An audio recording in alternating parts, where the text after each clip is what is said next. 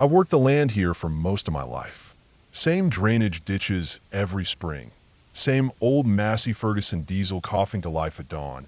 Same uneven fence posts that always seem to shift with the frost heave every winter. Our property runs wide between a couple other old farms, then narrows down into a strip of undeveloped scrub and forest that eventually drops into the beach. We've always just called it the back edge. Sound Beach is down there. No one really goes through that part, but locals. It's the kind of place where your tracks stay untouched for hours, maybe days, unless it's deer or the occasional pair of kids cutting through. My wife and I had raised our kids here, and now the grandbaby was the one kicking around in the fields and making forts in the old hay barn. Her name's June, 5 years old and already stubborn as they come, just like her grandmother. We had a 13-year-old neighbor girl, Elle, doing summer babysitting. Farm kid herself, plenty capable. She'd started coming over a couple days a week to help while I worked, and my wife managed the house and the vegetable stands. One bright June day, both girls came down from the house dressed for adventure. I was on the edge of the upper lot near the drainage ditch, fixing the flow near the gravel road. I looked up and saw June in her ridiculous, oversized sun hat. One of those floppy fabric things with a pink ribbon that made her look like a daffodil. Elle wore one too, blue stripes. They both had on bathing suits under their pants, flip-flops slapping the dirt, backpacks bouncing. The dogs were trotting alongside them like soldiers. We have two mastiffs, brothers from the same litter. 40 inches at the shoulder and slow-moving unless there's something that needs their attention. Loyal as stone. Names don't matter here. They went with the girls like they always do. Trailing them, waddling down the grass slope from the mud porch, was the duck. We called him Carl, after my wife's uncle. Carl the duck had a bad wing from birth, folded wrong. Couldn't fly worth a damn, so he stayed with us. He made himself known all day long. He quacked when he wanted attention, slapped his feet on the porch floor, pecked at your boot when you took too long to hand over bread or scraps. He was a bit of a menace, but somehow he'd attached himself to June. She carried him like a toddler with a teddy bear, floppy and half-strangled, and somehow still loving it. That duck wanted in on everything she did, including, apparently, the beach picnic. I watched them disappear past the hedgerow. The dogs had spread into a wide perimeter, and the duck sat cradled in June's arms like royalty. I shook my head and went back to work on the ditch. Had maybe 4 more hours of tractor work left, and figured I'd swing by and check on him after that. The afternoon went smooth. Heat shimmered off the road. The culverts held. I had my rhythm back, slicing out runoff lanes, keeping the bugs off with cedar oil and elbow grease. By the time I got done, it was past 3. I looked toward the back field again and saw the girls heading back. I throttled down and waved as I pulled the tractor up near them. They looked fine. June was tired, but sun-warmed and floppy with that toddler sleepiness. Her curls were tangled, and the duck looked half dead from being carried like a football all day. Elle had changed out of her suit and into a big tee and sweatpants. Smart kid. Both dogs were with them, muddy and panting. I stopped the tractor and told them to hop on the step rails. They climbed up, and I drove them back toward the house. And then I saw something I didn't like. About 100 yards back, just to the left of the old hedgerow, a figure bolted across the cleared field. Fast, bent at the waist, clearly trying not to be seen. My first thought was deer poacher. That's common enough. But this wasn't a hunter or farmer. This was a full-grown man in jeans and a hoodie, running low through our private land. And he wasn't coming from the beach trail, not directly. He was slanting in from scrub pines behind the Sound Bluff, an area we don't keep trails through, too sandy to manage well. I didn't say anything to the girls. I dropped them at the porch, told them to get some water, and let Grandma know they were back, then drove back toward the fields, a different kind of energy in my chest. By the time I got to where I'd seen him, he was gone. But there were footprints clear enough in the patchy soil. Fresh prints. Work boots, average size. And trash. Not litter, trash. A torn chip bag, cigarette butts, a cracked lighter. Nearby, stuffed into the bushes, I found an empty Gatorade bottle and a wrapper from a camping ration bar. Someone had been holed up back here. Not just walking through. Staying. Watching. I called 2 of my field hands, both trustworthy guys who'd worked with me for years. Told them we were checking out the back scrub. We walked it grid style, starting near the old property line where the access path to the beach had been overgrown for decades. There were more signs. A folded up tarp under a cedar snag. A half-buried tin can, twine strung between two low trees like a makeshift gear line. When the dog started growling, ears flat, hackles up, not barking, but that kind of deep-chested sound that means not right. We searched till dusk. Nothing else turned up. No man, no gear. Whoever it was had cleared out. Fast. We took it seriously. I talked to the sheriff's office. A deputy came out the next morning and we walked the site again. He nodded, took notes, said they'd keep an eye out. But there were no names, no license plates, no faces, and no direct crime. Not yet.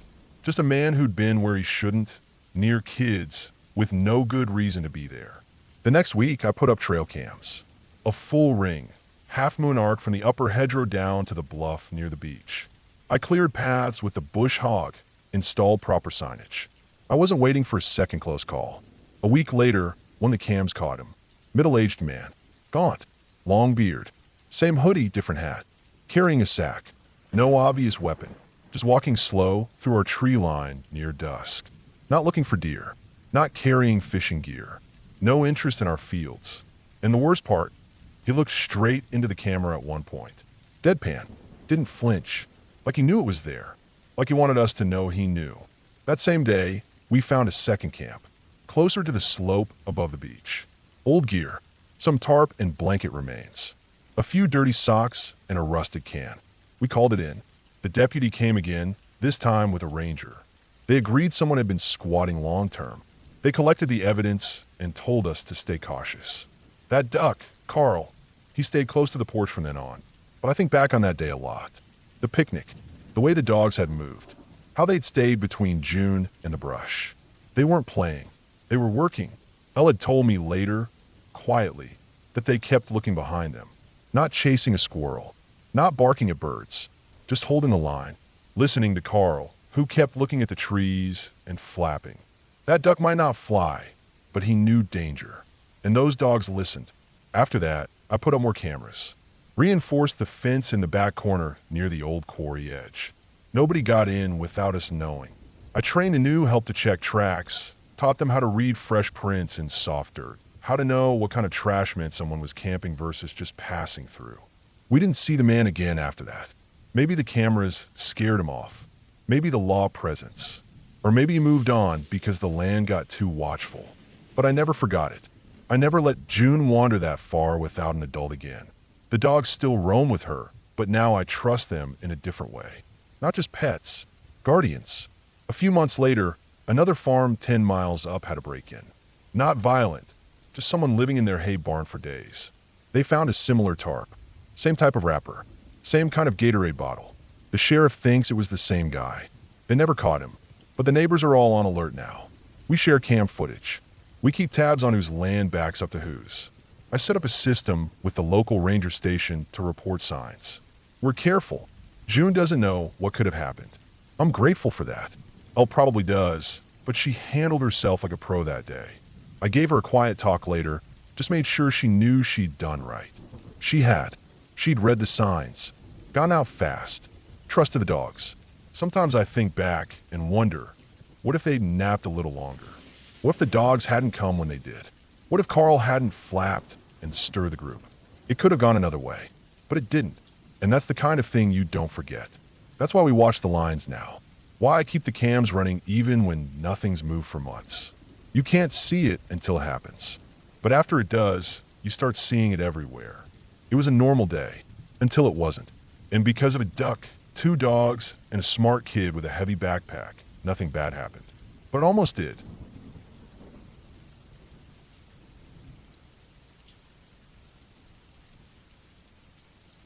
I'm out here in this desert park for almost a year now. The kind of place where the sun bakes everything hard, and at night, the stars stretch out so wide you feel like you could reach up and touch them. 2 parks under my care, both closed to visitors. I'm the only ranger here, miles from the nearest houses, 30 miles at least, and those few homes are empty most summers. This is real quiet country, the kind of quiet that presses in and makes your own breathing sound loud. This story starts on a night when I decided to get a break from the usual patrols and reports. I had just moved out here, still settling in, still getting used to the way the desert lives on its own time. I was in the mood to watch a meteor shower, maybe learn to play my banjo a little. I'd packed it along. Sounds strange, right? Playing a banjo out in the middle of nowhere under the stars, but felt like a good idea. Something to keep me company, a way to fight off the silence that sometimes gets too thick.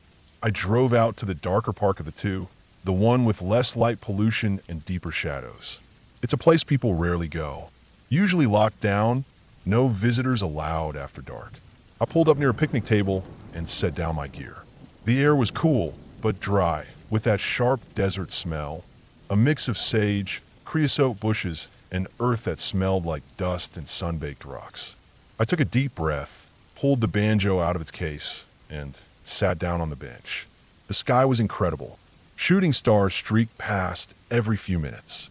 I started plucking at the strings, awkward and slow, just trying to find a rhythm.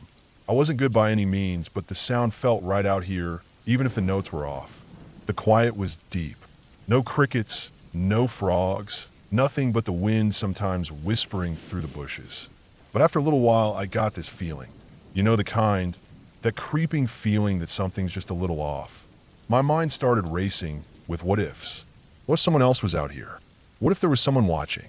The park is huge and mostly empty, but stories float around about certain spots. One in particular is called the Burned Car Campsite.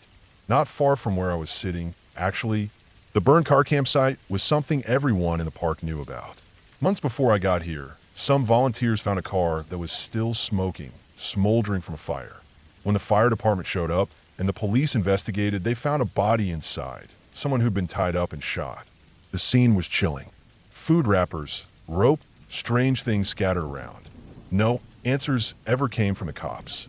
It turned into a haunted spot, though nobody believed in ghosts here. It was just a terrible crime, left unsolved, a real place you don't want to think about. I was just thinking about that place and how quiet it was out here when I heard it. Voices. Faint, muffled voices coming from the bushes a little ways off. At first, I thought maybe it was the wind playing tricks or animals, but it was definitely voices. Quick, low, almost whispering, then rustling through the creosote bushes. My heart sank. I froze and strained my eyes toward the sound. It was too dark to see anything clearly, but I could make out movement, small shapes darting through the brush. The voices sounded strange, almost high-pitched. Could it be kids? Out here? I wanted to laugh at how ridiculous that sounded, but the dread was real. I imagined headlines.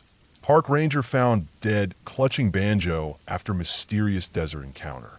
I tried to stay calm and keep my breath steady. Then it happened. 3 coyotes burst out of the bushes. They yipped and yapped loudly, trotting right past me without a care in the world. Their eyes glinted in the moonlight, and they looked wild and free, completely unbothered by my presence. The sounds they made were eerie, high-pitched yips, almost like they were communicating. I was stunned. They had the run of this place, no fear, no reason to be quiet.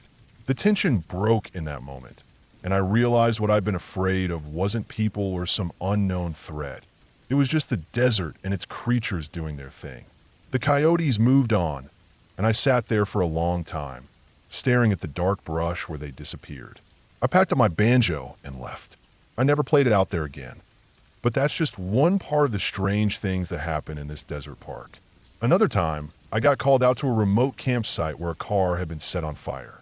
Volunteers reported it smoldering, still smoking when they arrived. This kind of thing happened here. Sometimes stolen cars dumped, torched to destroy evidence. But when I got there with a couple other rangers, the scene fell off right away. The car was burned mostly on the outside, but as we looked closer, we saw something chilling. There was a body in the front seat. Bound. Shot. The usual abandoned stolen car story took a hard turn into something darker. Around the campsite, there were food wrappers, pieces of rope, and other things that didn't make sense. The police came and took over. They never figured out who the person was or why they were killed out here. It became a kind of grim landmark, what we quietly call the haunted site. No ghosts, just a reminder of something terrible that happened. It's the most visited spot in the park now, but only by those who want to feel the chill of the desert's darkest secret. Then there was the call our chief got about a man threatening to kill himself near the park. He said he had a lot of guns and planned to end it all. My coworkers were sent out to check it out, but by the time they arrived, another ranger had already found a scene first. She told them to leave before the paperwork got too complicated. The man had shot himself, but not successfully enough to stop him from trying to get help. It turned into a massive cleanup. That ranger was new to our group, but already had the worst kind of burden. Her husband, also a ranger, had killed himself just a month before. She was the one who found his body. I never met the man who died at that scene, but the weight of it stayed with me. The desert can feel empty and peaceful, but it can hold a terrible loneliness, too. After all this, you'd think I'd be afraid to stay out here alone. But I learned something important about this place, about the desert. It's not the silence you have to fear. It's what the silence lets you imagine. It's what lives just beyond your sight and sound. Not because it's supernatural, but because it's real and raw and alive. Coyotes with their yips, shadows cast by moonlight, abandoned campsites full of secrets, lonely people making their last choices out here where no one can hear their cries. This desert park is wild and harsh. It doesn't need ghosts or legends. The real stories, the ones that make your skin crawl, come from what happens when people vanish into the vastness, when violence touches the empty land, when the night feels like it's holding its breath waiting for something to break the silence. And that night, with the banjo, the coyotes, and the shadows, it taught me that sometimes the scariest things are not what you see or hear, but what you imagine might be out there when you're all alone. From that night on, I stick to the well-lit parts of the park. I keep the banjo locked away. I drive home before dark, because this desert doesn't need help being scary. It's enough just as it is.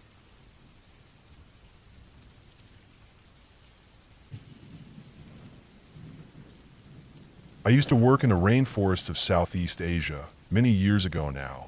I was part of a field team collecting data on moth populations, biodiversity, and insect behavior, helping with a study on how light pollution affected nocturnal species. It wasn't glamorous work, but it was the kind of job that sticks with you, not just because of what you learn, but because of what you feel when you're out there. You start to understand just how small you are, how noisy your thoughts can be in a place that doesn't care who you are or where you're from. The jungle doesn't stop for anyone. During the day, it hums with life. Birds, cicadas, monkeys screeching from the canopy. But it's at night that it really becomes something else. The darkness in those parts isn't like what most people know. It isn't just an absence of light. It's thick, wet, pressing, like it wants you to know you're a guest. We'd run moth traps at night using white sheets strung up between trees and bright UV lights powered by small generators. It sounds like something out of a science fair project, but it worked. The moths would come in swarms sometimes, flapping wildly at the sheet. And not just moths, beetles, cicadas, massive stick insects, and even small birds now, and then all drawn by the light. The predators came too. Frogs hopped in to eat the insects. Snakes slithered in after the frogs. And if you weren't paying attention, you could find yourself surrounded by a little food chain happening right there in front of your face. Because of the noise from the generator and the light pollution, we'd set the traps far away from our main camp, about a mile out. The first time I walked that trail in the dark, I was sweating by the end of it, not from the heat, though it was humid as hell, but because my nerves were shot. After a few weeks, though, it became routine. You get used to strange sounds. You learn what animal makes what noise. You stop jumping every time something cracks a branch. Still, even when you're used to it, there are moments that snap you out of that comfort like a rubber band. That's what this story is about. One of those moments that, years later, still makes my chest feel tight when I think about it. I'd pull the 1 to 3 a.m. shift that night. It was cloudy, which meant fewer insects would be out since there was no moonlight to encourage movement, but I still had to go. We took turns, always one person at the trap, checking in, taking notes, changing out collection containers, and making sure the generator didn't die. It had rained earlier, just one of those short, heavy jungle downpours that left the ground soaked and the air full of steam. The kind of rain that makes your boots feel like wet sponges. I remember hiking out that night with a bad feeling I couldn't shake. It wasn't the weather or the trail. I just felt exposed. Maybe it was how quiet everything had gotten. Usually, even at night, you could hear frogs calling, insects buzzing, the occasional hoot of a night bird. But not that night. It was like everything had taken cover, like the whole jungle was holding its breath. Still, I pressed on, headlamp on low, machete swinging from my belt, and a backup torch in my pack. The trail was slick with mud, and I slipped once, catching myself on a mossy tree trunk and soaking my left leg. When I got to the clearing where the trap was set up, I saw the glow from a UV light long before I saw the sheet itself. The blue-white light looked eerie in the foggy air, like something out of a dream. I shut off my headlamp before I entered the clearing. No need to compete with the trap light. I made my rounds, checked the collection trays, noted the species I could recognize. Nothing too exciting, mostly smaller moths and beetles. I squatted down on a dry patch of tarp we'd laid out and sat with my back to a tree, the light bathing everything in an unnatural glow. Time crawled when there was no one to talk to, nothing to distract you but the hum of insects and the occasional frog hopping across the leaf litter. Somewhere around 1:45 or so, I heard a rustle. That alone wasn't strange. Leaves rustled all the time. Small animals moved through the undergrowth constantly. What got my attention was the size of the sound. It wasn't a small rustle. It was deeper, more sustained. Something heavy moving with purpose. I froze, head tilted to listen better. I turned my head toward the sound, but it was just darkness past the light's reach. I reached for the machete, resting the flat side across my lap, not to use it, just to have it ready. My heart was starting to pick up now. You don't jump to conclusions in the jungle, but you also don't ignore your gut. The rustling got closer. A few paces, then a pause. A few more paces. Something out there was circling the edge of the clearing. I could hear twigs snapping now. Heavy breathing, maybe? Or was that just the generator rattling? I strained my eyes toward the tree line. Nothing.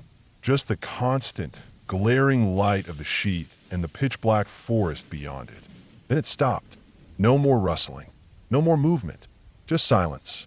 I remember holding my breath, counting in my head, waiting for something, anything, to break the tension. And then it did. A face exploded out of the trees.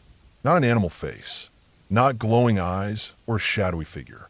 A human face, suddenly lit from beneath, eyes wide, mouth stretched in a silent scream. The light made it look ghostly pale, like a mask floating in the dark. And then came the scream, a high-pitched, garbled yell in a language I didn't recognize, loud and sharp like a blade in the air. I jumped back so hard I hit my head against the tree behind me. The machete clattered to the ground. My heart felt like it was about to tear itself out of my chest. I couldn't move. For a few long seconds, I was frozen. Then the face disappeared. Back into the trees, gone in a flash, swallowed by the jungle. And somewhere out there, fading fast, I heard laughter. High-pitched giggles, almost childlike, echoing off the trees like a taunt. It took a good 30 seconds before I remembered how to breathe. My hands were shaking. My whole body was still locked up in panic mode. I didn't even bother picking up the machete. I just sat there, heart pounding, ears straining for any more sounds, trying to figure out what the hell had just happened. Then I remembered. A few days earlier, one of the local loggers who worked not far from our research camp had come by to trade some fruit and chat with our interpreter. I'd seen him around a few times. Thin guy, wiry muscles, a kind of quiet mischief in his eyes. He spoke barely any English, and I didn't speak his language at all, but I remembered his laugh. The exact same high-pitched giggle. It hit me all at once like cold water. It had been him. He must have found out about our shifts, figured out when someone would be out there alone.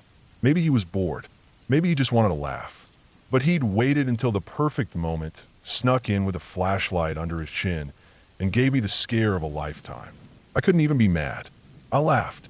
A short, shaky laugh at first, then longer. It bubbled out of me, part relief, part disbelief. I laughed until my ribs hurt, sitting there on that damp tarp in the middle of the goddamn jungle. After a while, I stood up, brushed the dirt off my pants, and found the machete. I did one last round of the trap, not really seeing anything through the blur of adrenaline still rushing through me. Then packed up and made my way back to camp at the end of my shift. I didn't tell anyone right away. Not because I was embarrassed, but because I needed time to process it. The next day, when I saw the logger again at camp, he just smiled at me like nothing happened. That same spark of mischief in his eyes. No words were exchanged. None were needed. That wasn't the last time something strange happened out there, but it was definitely the one that stuck with me the most. Not because it was the scariest. I've seen big cats out there, snakes as thick as my arm, even a massive wild boar that could have gutted me if I hadn't backed off, but because of how human it was. It reminded me that fear isn't always about danger. Sometimes it's just surprise.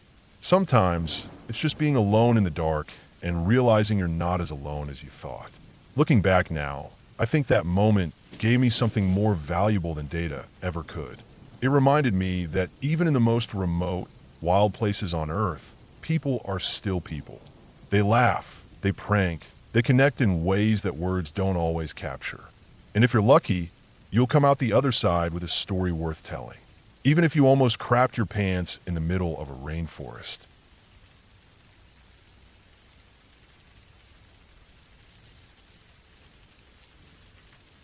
I've never been an official park ranger or anything like that, but I've spent a fair bit of time hiking the Appalachian Trail, and some of those moments have stayed with me in a way I can't really explain.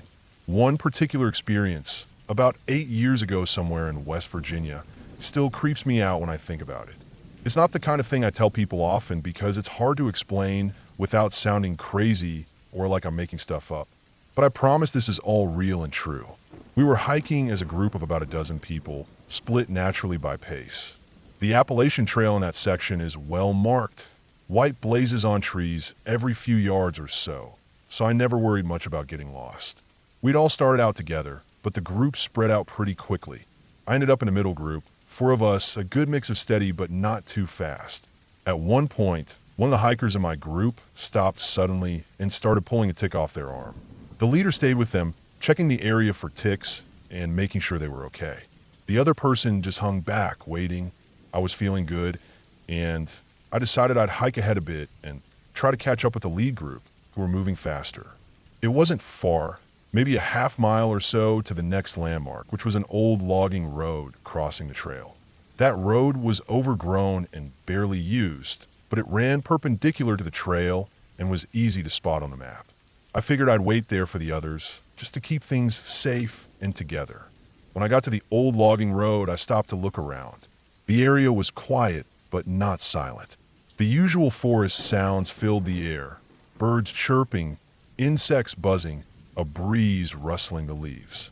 The sun was filtering through the trees, casting shadows and patches of light on the ground. The air smelled earthy, with hints of pine and damp leaves. I decided to walk a little way down that logging road while I waited. It was overgrown, with tall grass and small bushes pushing through the cracked gravel. Along one side ran a low stone wall, old, moss-covered, made from rough-hewn rocks stacked carefully a long time ago. I found myself walking beside it, my fingers brushing the cool, rough stones as I moved. I was looking for anything interesting, maybe old pieces of tools, rusty nails, bits of glass, anything left behind by people long gone. I like that sort of thing. It made me feel connected to the history of the place. Then it happened. I didn't notice it at first. I was too focused on the wall, bending down to look closely at a patch of moss growing between 2 stones. The birds were still singing. The leaves were still moving in the wind. But then, almost without warning, everything stopped. It was as if someone had flipped a switch and turned off the forest. The birds fell silent. The insects stopped buzzing. Even the wind seemed to pause, and the leaves hanging from the trees ceased their gentle rustling. The air suddenly felt thick, like it had been squeezed tight. The silence was unnatural.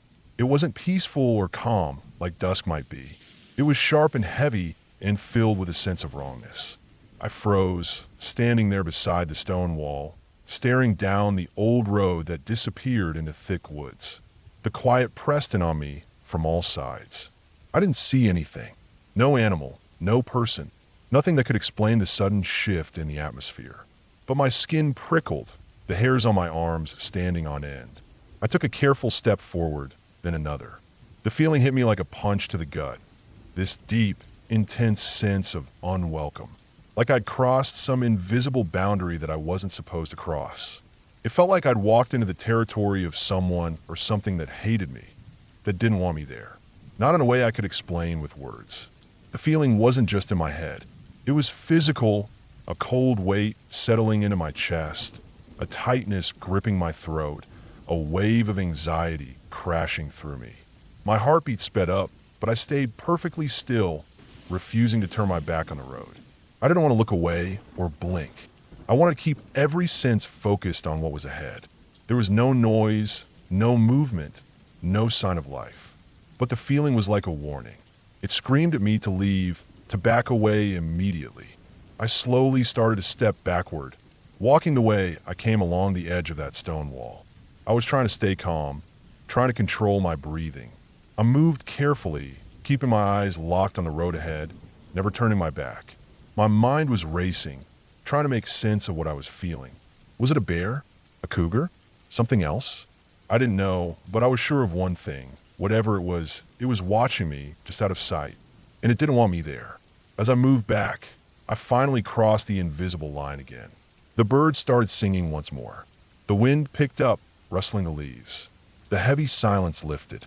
I let out a breath I hadn't realized I was holding. Relief flooded me in waves, but I still didn't turn around. I stayed facing the road until I heard the leader calling from behind, asking if I'd found anything interesting down the logging road. I just shook my head and said, "Nope, let's keep moving." We continued on the trail, and eventually the group caught up. Looking back now, years later, I think I probably picked up on the presence of a wild animal, maybe a bear or a cougar hiding just out of sight, camouflaged in the dense brush. Maybe the animal was still there, watching me, but staying silent and still. My instincts must have sensed the danger before my eyes could see it.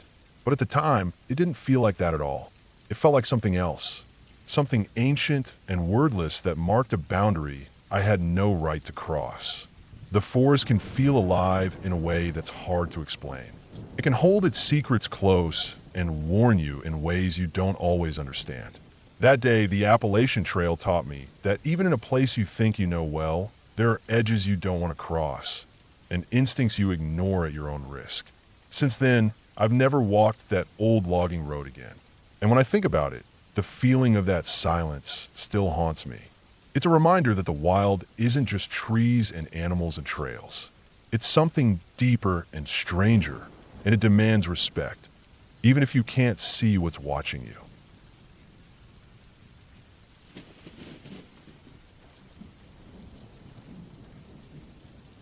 I was on the Tongariro circuit, somewhere between two huts, hiking alone along a barren ridge late in the day. The day had been long, longer than I'd expected. The Tongariro crossing is well known, crowded, a trail full of tourists and day hikers. But the circuit, less traveled, quieter, was a different world.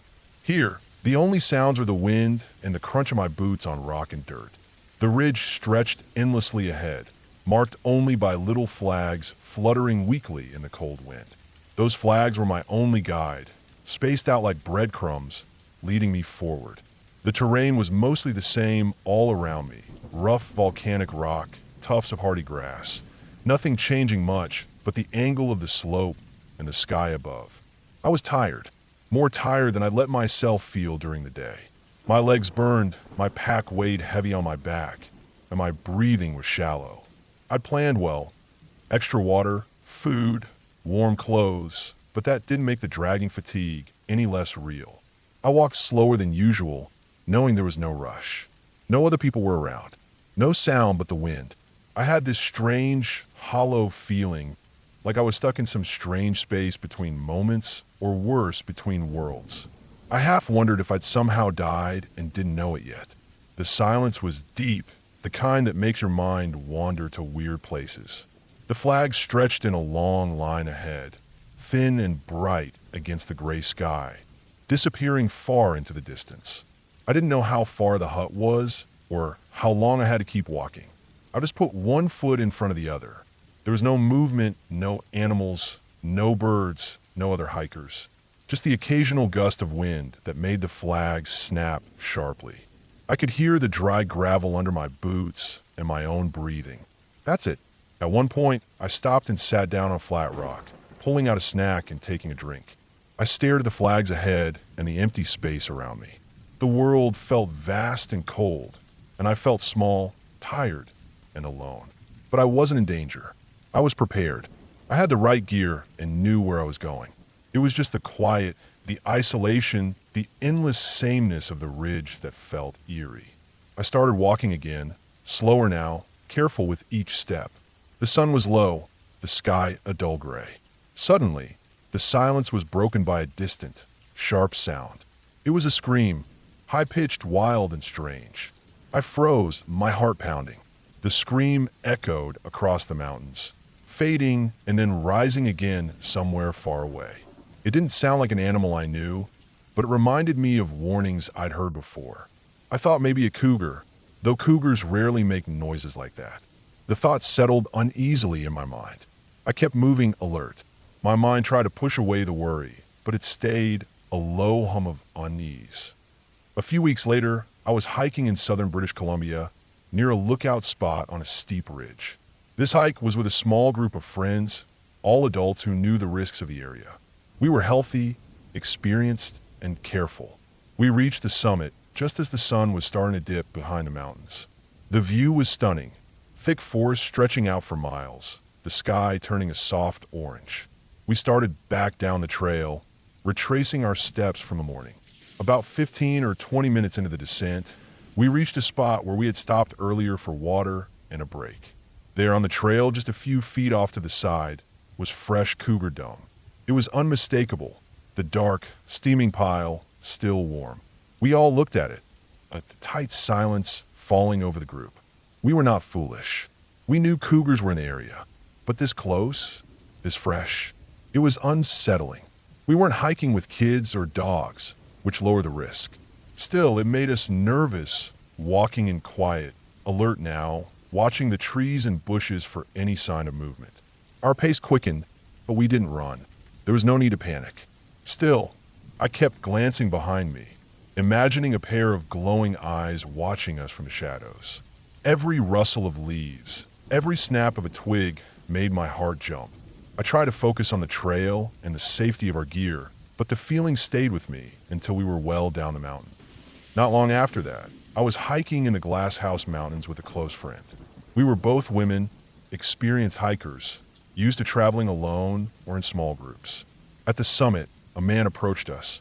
He was friendly at first, striking up a conversation, but it didn't take long for his tone to shift.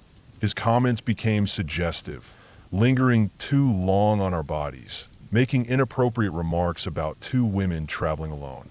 My friend caught the change right away. She whispered to me that we should leave. The man smiled, asking where we were headed next, his tone too casual to be innocent. I didn't hesitate. I told him plainly to fuck off, to never speak to us again. The man's smile dropped, and he started following us down the trail. We raised our voices, yelling at him to go away, our voices sharp and loud in the quiet forest. Suddenly, a muscular man appeared nearby and asked if there was a problem. The guy backed off, and we didn't look back. We booked it down the trail, adrenaline pulsing through our bodies. That night, sitting near our tent and out of sight, we overheard someone asking our camp neighbor if they'd seen two women. Us. Our neighbor said no, and the man left, not coming onto our site. We slipped into our tent, hearts pounding, grateful no one had been hurt or worse. The next day, we met a Swedish couple on the trail. They told us about a creepy man who had gone to every camp and hostel looking for two women the night before. It was clear the man had been searching for us all over the area. Another time, I was camping in Maine, sitting around a campfire with a few friends. Suddenly, a massive crashing sound echoed from the woods nearby. We dropped everything and ran to the van, peering through the windows just in time to see a huge male moose bursting out of the trees. It ran straight through our campsite and vanished into the forest on the other side.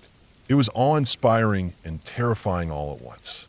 The sheer power of the moose, the unexpectedness of it all, made us sit quietly afterward, catching our breath and feeling a new respect for the wildness around us. The last story I want to tell happened in the Rocky Mountains. We were halfway through a hike on a secluded trail, just four of us. Suddenly, we heard a loud, high-pitched scream echoing through the trees. It sounded far away, but unmistakably wild. We kept walking, keeping our wits about us, but a few minutes later, one of my friends started laughing hysterically out of nowhere. I turned around, confused, but then I realized the laughter wasn't just coming from her. It was all around us. Our own voices echoed back at us from the trees and rocks. At first, it was funny. Then it became creepy. The laughter bounced off the canyon walls, surrounding us in a strange, unsettling sound. None of us knew where it was coming from or why. We debated whether to turn back or keep going. The trail split ahead, one path more popular, the other more isolated. We took the safer, more traveled route, but even then, we could still hear that faint laughter mixing with the distant calls of a cougar or some other wild animal. Every one of these moments stayed with me, separate but connected by a thread of quiet fear. Fear not of monsters or ghosts, but real, natural danger. The raw unpredictability of wilderness and human nature. Walking alone on that barren Tongariro Ridge, tired and isolated, the endless line of flags stretching into the gray distance. I learned how loneliness can weigh heavier than any physical burden. Finding fresh cougar signs in British Columbia reminded me how close danger can be, lurking just out of sight, making every step forward a decision not to be careless. Encountering a predatory man on the Glass House Mountain summit taught me that danger isn't just in nature. It can walk beside you in broad daylight, disguised as someone friendly. Watching a massive moose charge through a main campsite showed me how unpredictable and powerful the wild truly is. How quickly calm turns to chaos when the natural world moves. And finally, hearing laughter echo through the Rocky Mountains, our own voices, twisted and strange, reminded me how easily the wilderness can play tricks on your mind, how isolation can warp your senses and turn the familiar into the unsettling. Through it all, there was a lesson: respect the wild, respect the silence, the solitude, the signs of animals, and the people you meet. Stay alert, stay prepared, and never take safety for granted. Because in the wilderness, scary doesn't come from monsters. It comes from the real, raw edges of nature and the unexpected moments when you realize how small and vulnerable you truly are. When I finally reached that hut on Tongariro, the sun dipping low behind the mountains, I sat on the wooden porch, exhausted but alive. I thought about the long, lonely ridge, the flag still fluttering in the wind behind me. The fear hadn't left completely. It lingered like a shadow.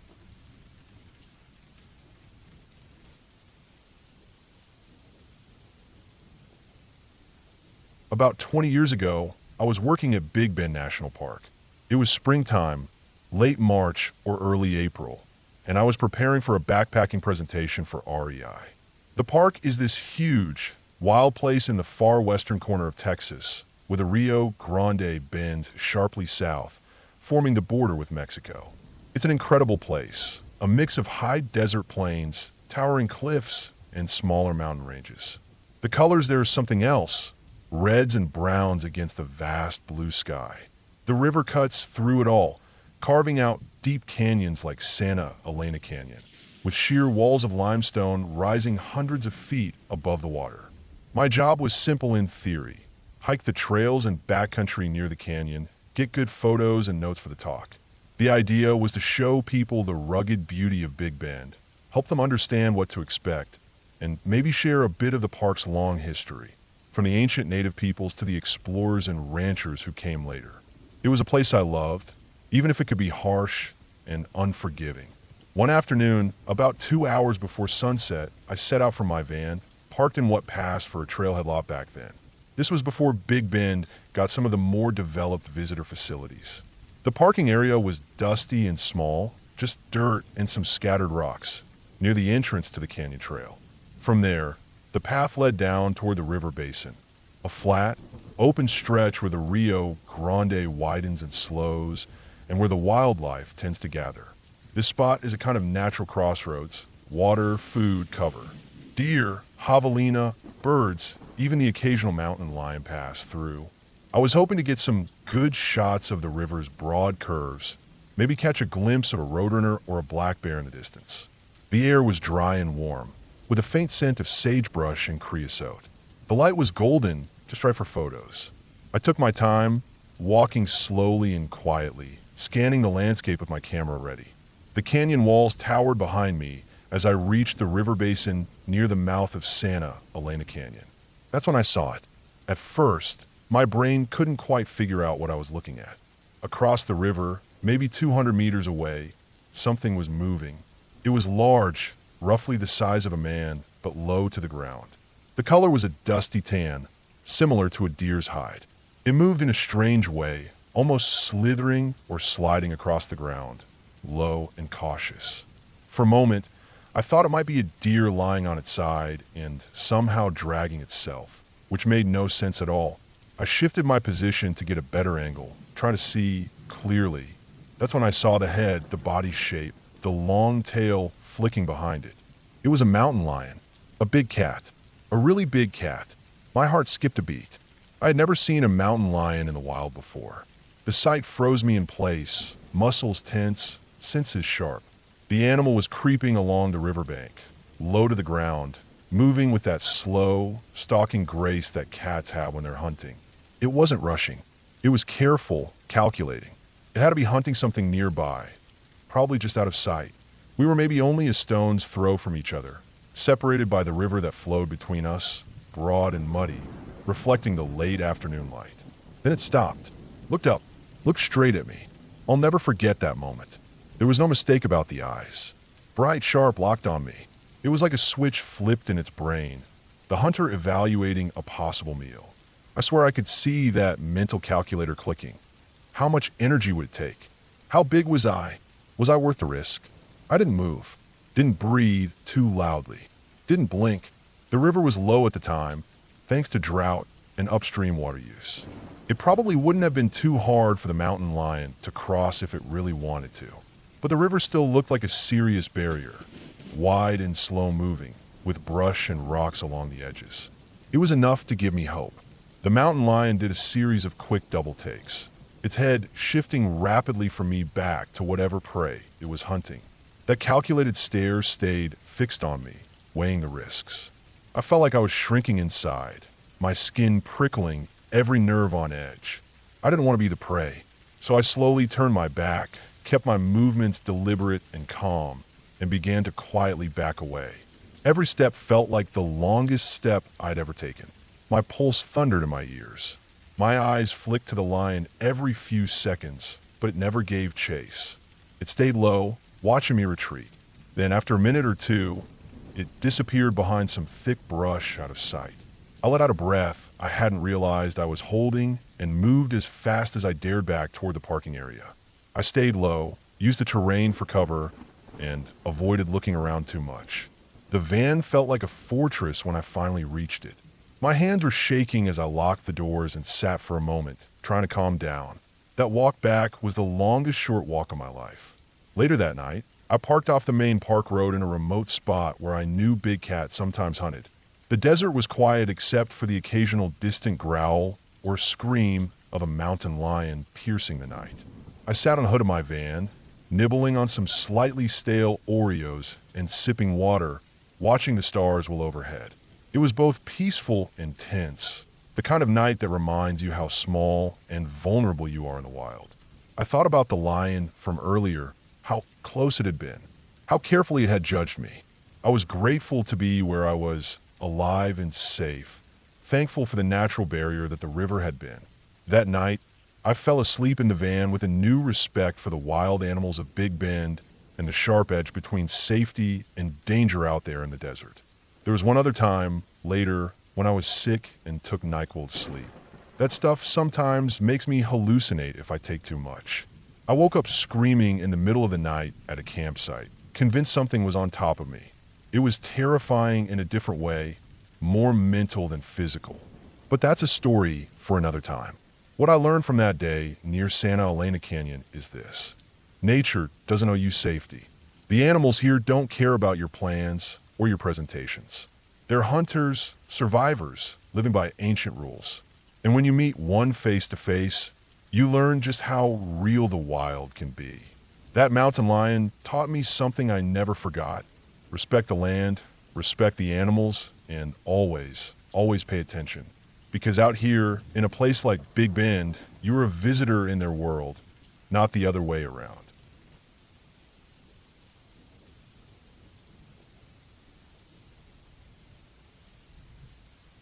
It was early January, and I was up on a remote mountaintop just outside Prince Rupert, British Columbia, working at a microwave radio site.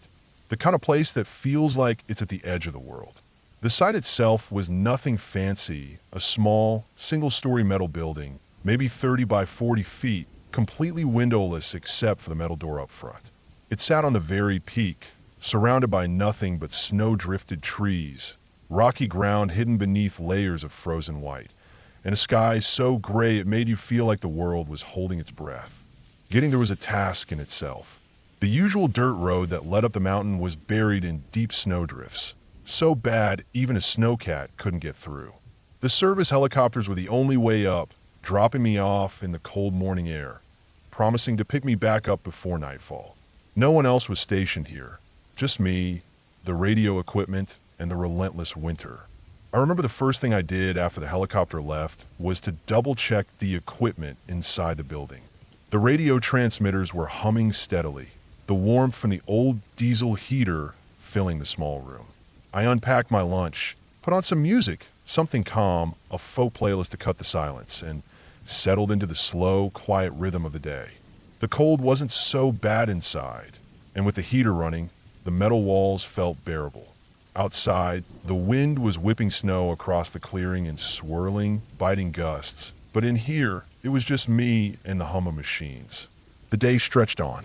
I was scanning the equipment, making notes, sipping from my thermos, occasionally stepping outside to clear snow away from the building's vents or check the antenna. The sky was a dull gray, with low clouds pressing down on the mountain like a heavy blanket. The isolation was complete. I was miles from any other human, and the silence was thick enough to feel like a physical thing pressing against my ears. Then it happened. A knock on the door. At first, I thought I must have imagined it. Maybe the wind had shifted just right, knocking something loose against the metal door frame. I wasn't expecting anyone else out here, and with the weather, it seemed impossible someone would be wandering the mountain. Still, the sound was clear. Tap, tap, tap. I stood up, music still playing quietly in the background, and walked over to the door. I unlocked the latch and swung it open slowly, expecting maybe to find a branch or a piece of ice pressed against it, causing the noise. Nothing. I stepped out into the cold, squinting through the swirling snow. The ground was smooth, untouched. No footprints, no tracks, nothing to suggest someone else had been there. Just the stillness and the endless white forest stretching out in all directions. I paused, feeling a cold prickle of unease, but I shrugged it off. Probably ice falling, I thought, or just my imagination. I locked the door behind me and went back inside, the warmth swallowing me again. But then, a couple of minutes later, the knocking came again. Only this time, it was longer, more deliberate. Tap, tap, tap, tap, tap. It was the kind of knock that says someone wants to be heard. I got up again, walking over to the door with a growing sense of irritation. Who the hell could be out here? The wind was picking up, and the snow was starting to fall harder. I opened the door slowly, holding my breath. No one. I looked out again, the snow swirling thick in the gray light. No sign of anything. No tracks, no shadows. Nothing but snow and the trees quiet and still. I closed the door, more confused now than worried. I went back to my work, but my mind wasn't on the radio equipment anymore. Every noise outside, the creak of a branch, the scrape of ice against metal, made me jump. Then it happened a third time. This knock wasn't gentle or uncertain. It was angry, heavy, like someone was pounding on the door with real force, demanding to be let in. Tap, tap, tap, tap, tap. The sound echoed through the small room. My heart jumped. I grabbed the crowbar I kept by the door for emergencies, just in case. My fingers tightened around the cold metal handle. I opened the door, crowbar in hand, eyes scanning the swirling gray. Nobody. No footprints. No sign of a person. No shadow in the snow. Nothing but the empty mountain, I stepped out, crowbar ready, eyes darting through the trees.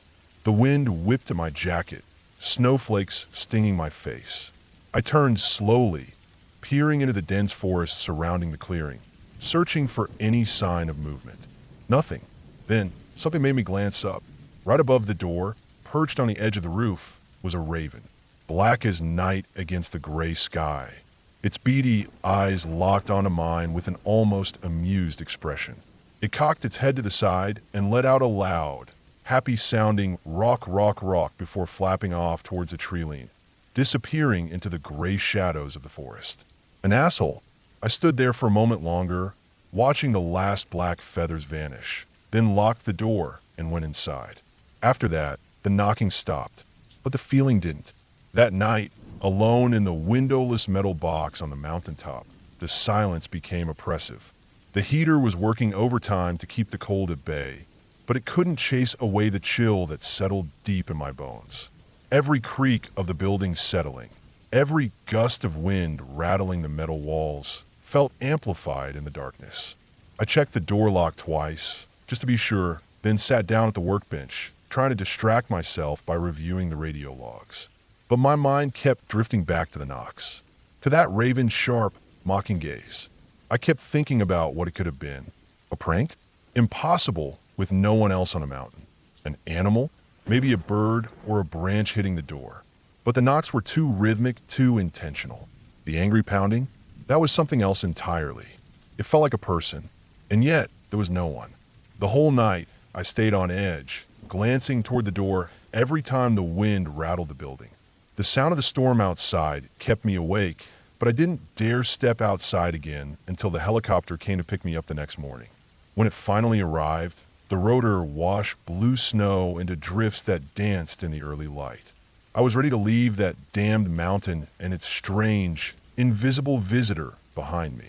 I packed my things, locked the door, and looked back at the building one last time. The forest around it was still, the snow untouched. No sign of any person, no tracks in the snow, nothing but silence. The helicopter lifted off, carrying me away from the lonely mountaintop and the unanswered mystery of those knocks on the door. Looking back now, I still have no idea what caused those knocks. I never found any evidence of another person up there. And the raven? Well, it just added to the weirdness. Maybe it was playing games, or maybe it was just a coincidence. But I'll tell you this, when you're alone on a mountain like that, every sound becomes something you can't ignore. Every knock feels like it's carrying a message, even if it's from nowhere at all. And sometimes, the thing that scares you most isn't a ghost or a monster. It's the unknown, the empty space where someone should be, but isn't. The next time you hear a knock when no one's there, remember, sometimes it's just a raven messing with you.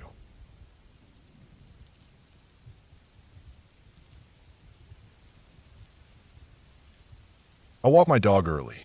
Always have. Old habit from growing up around forested land where the mornings belong to the quiet, where the woods are still stretching, waking up with the sun, where everything feels clean before the world starts to stir. It's part of my rhythm. I don't use headphones. I don't bring coffee. I just go and I listen. Where I live now is semi-rural, the edge of town scraping up against the wild, where the houses have big yards and thin fences, and the forest still reminds you it's close. Every night, every morning. You can hear it if you pay attention. Last summer, sometime mid-July, I was up before 6 like usual. It was foggy that day. Not a little mist, but real fog. Thick and heavy. It moved like smoke, hiding parts of the street I've walked 1,000 times. Everything was gray and quiet, and still, like the world was holding its breath. There's a little paved road that runs behind my house, leads down to a maintenance path that curves into the woods. Not an official trail, just a back access road for the county. A few dips, some gravel, overgrown in spots, but still walkable. That's where I usually go. I have my dog with me, same as always. He's a mutt, some kind of shepherd mix, but old now. Patches of white in his black fur, stiff joints, clouding eyes. Still sharp, though. He's seen bears, coyotes, even a bobcat once. Never flinched. He knows what belongs out here. I trust his instincts more than my own most days. That morning, he was quiet, tail relaxed, head forward, walking easy like normal. We'd done maybe a half-mile loop when the fog got thicker near the bend that leads to the ravine. It's a steep dip, the kind of place where sound bounces weird, echoes, and vanishes quick depending on the wind. There's a creek down at the bottom, usually dry in summer, but it carries voices when it rains.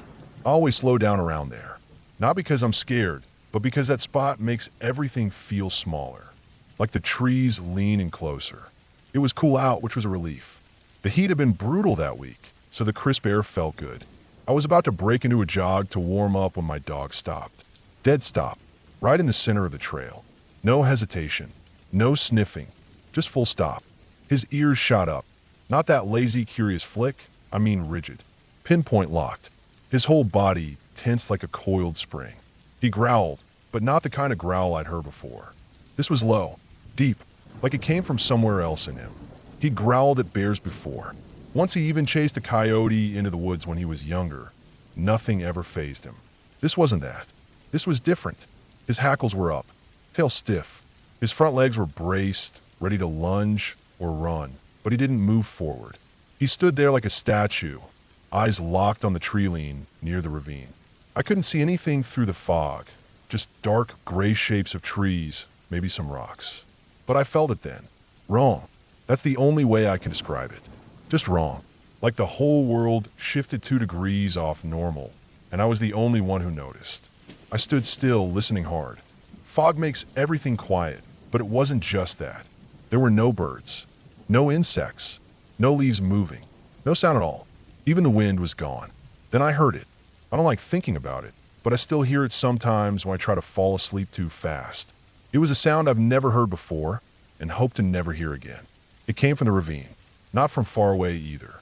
From just beyond the fog, maybe 20 feet, maybe less. I couldn't see. It wasn't a growl, not like a bear's. It was deeper, rougher, like gravel scraping under metal. But there was something wet in it too. A snarl, but long and stretched out, almost like it was holding its breath and letting it out in pain. It sounded like something that wasn't supposed to make noise was trying to scream. Animal, but wrong. Low and broken, but loud enough to make my chest vibrate. My dog lost it. He started barking and snarling and pulling on the leash like he wanted to tear the whole forest down. He wasn't trying to investigate. He was trying to get away. That's what scared me most. I've seen him square up to bears and not flinch. This had him unhinged. He was spitting full froth at the mouth. His eyes were wide. He tried to bolt the way we came, but I hadn't moved yet. I was frozen, staring into the fog like it might burn away and show me something I could name. Then it growled again. Closer. Not louder. Closer. Like whatever it was had moved while I stood there trying to understand it. I kicked my dog. Not hard. Just enough to snap him out of it and get him running. He yelped and took off. I turned and ran too. I don't remember turning, just the feel of the ground under my boots and the leash cutting into my hand. We didn't stop until we were past the streetlight, past the gate. I fumbled the latch, slammed it shut, sprinted up the driveway. I didn't look back. Inside, I collapsed onto the chair in the mudroom, legs shaking, lungs burning. I hadn't run like that in years. My dog stayed by the front window, stiff as a board. He stared out through the fog, dead silent now, not moving, tail down, ears flicking toward every sound. He stayed like that for almost an hour. Nothing followed us. No noise, no motion. The fog hung around until nearly noon that day. I watched it from the back window, trying to calm down, trying to reason it out. I've done field work. I know what bears sound like. I know what cougars sound like.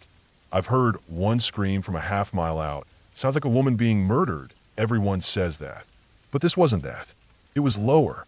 It had weight behind it, like lungs too big for anything that should be walking around here.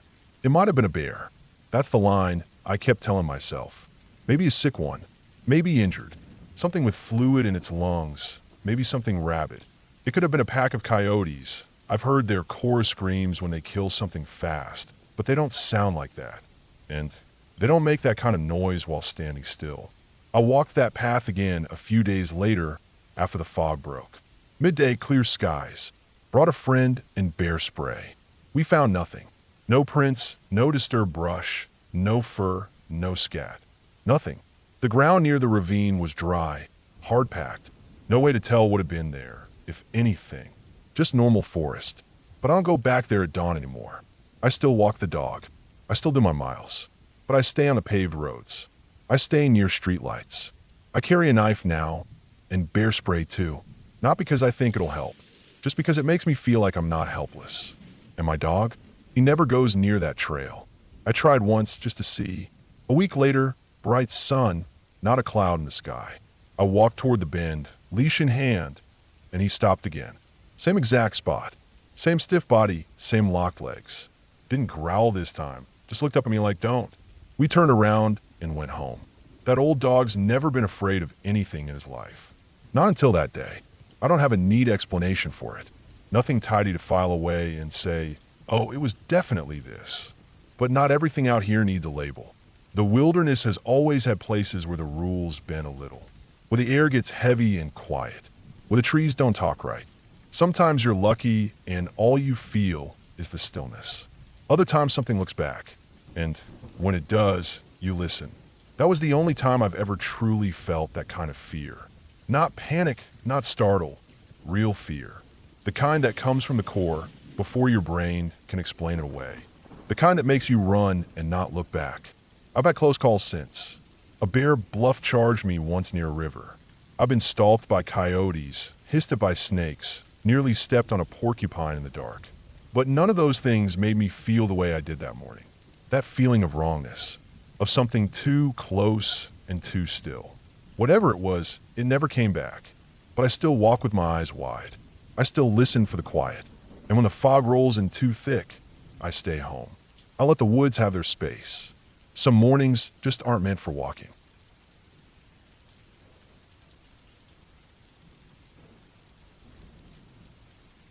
I was hiking in a national forest with my wife and our dog, just the three of us. It was early fall, one of those crisp mornings where the sunlight slants through the trees, just right, casting gold everywhere. The air smelled like pine needles and old leaves, and there was that comforting hush that comes with being far from the road.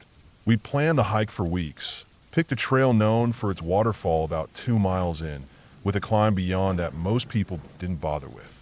The idea was to enjoy the scenic part with everyone else, then go deeper into the quiet part of the forest, just us. The first stretch of trail was easy, wide, packed dirt well used.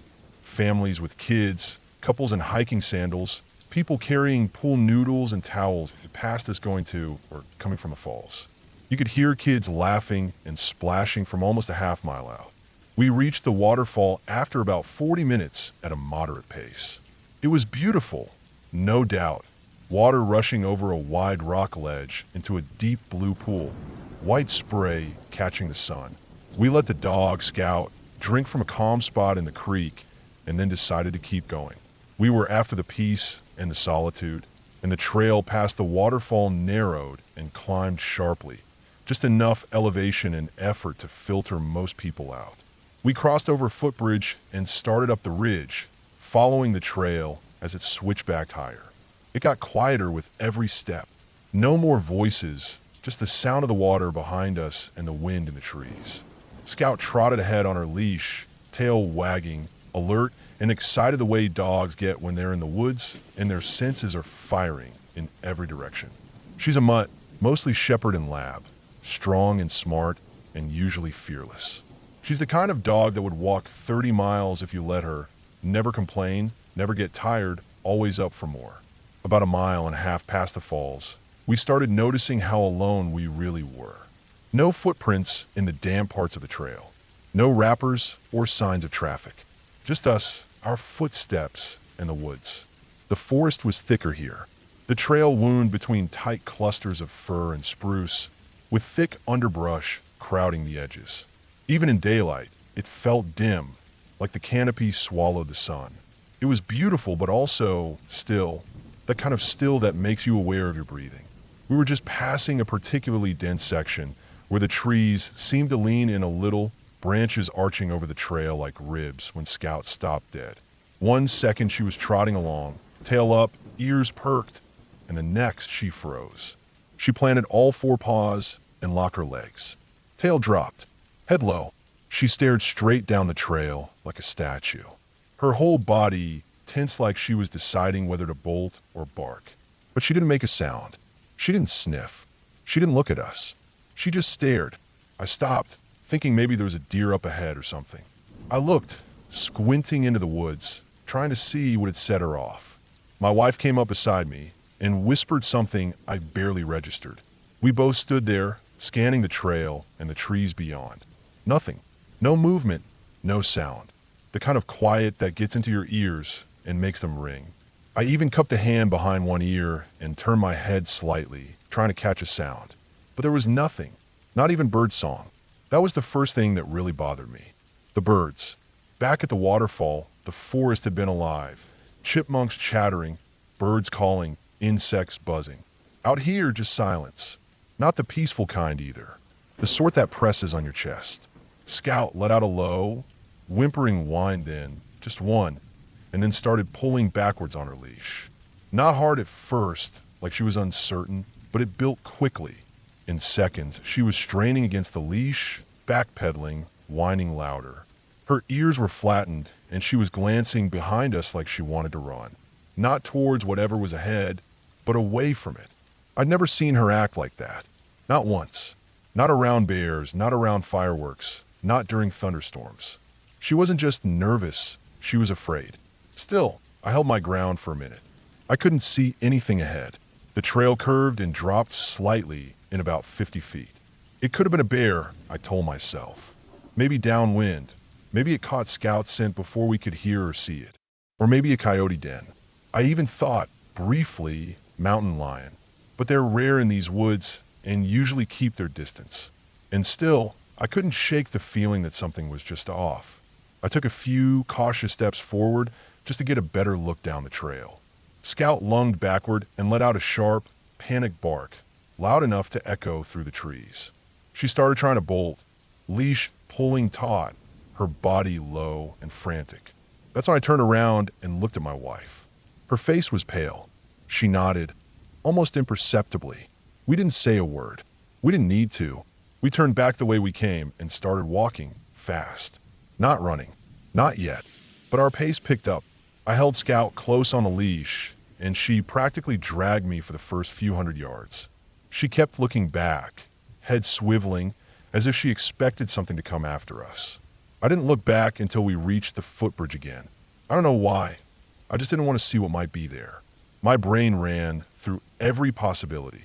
Bear, cougar, maybe a person, maybe someone living out there, hiding, watching. But I didn't see anything.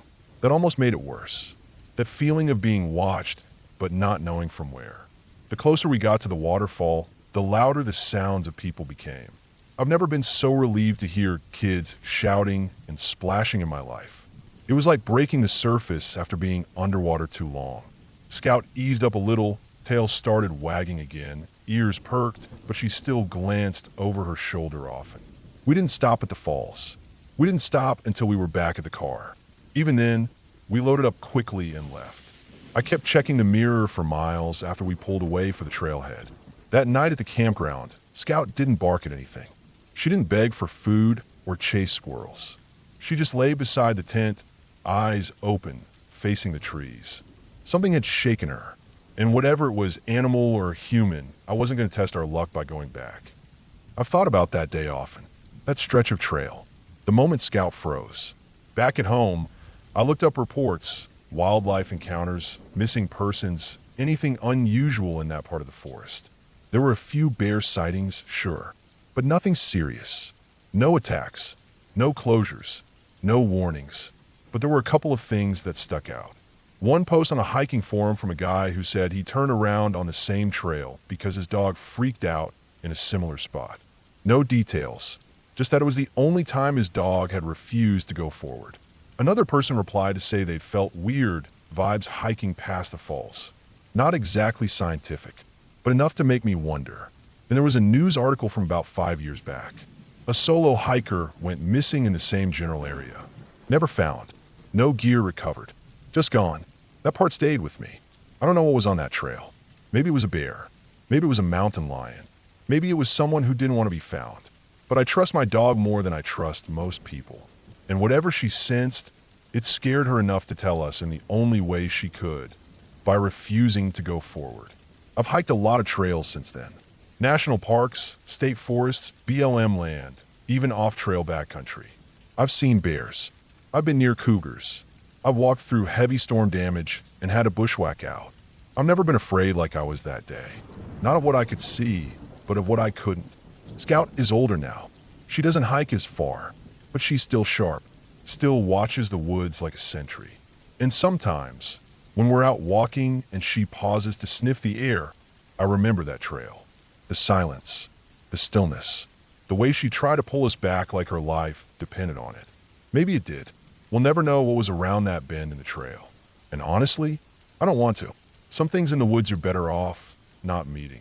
Some places don't want you there. And if your dog ever tells you to turn around, you listen. Every time.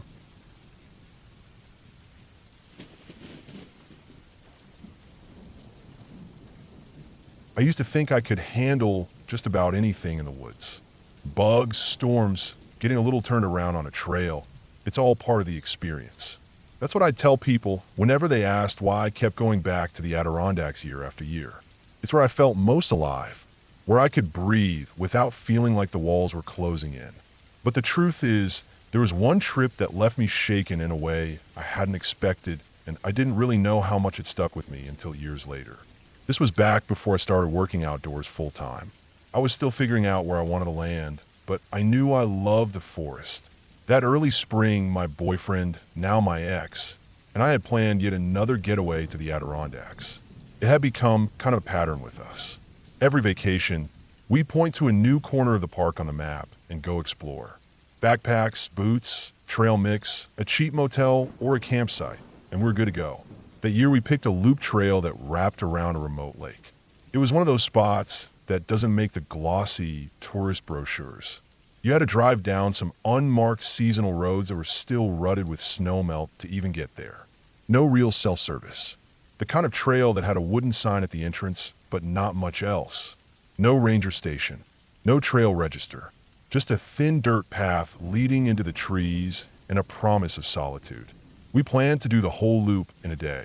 It wasn't a long hike, maybe 6 or 7 miles total, but it had some elevation, a few narrow footbridges over swollen streams, and one waterfall about halfway through that we'd read about online. Nothing crazy, except we'd gone in early April, and that was probably our first mistake. Most of the trail hadn't seen a maintenance crew since the snow melted, and even the trailhead sign had moss growing on it.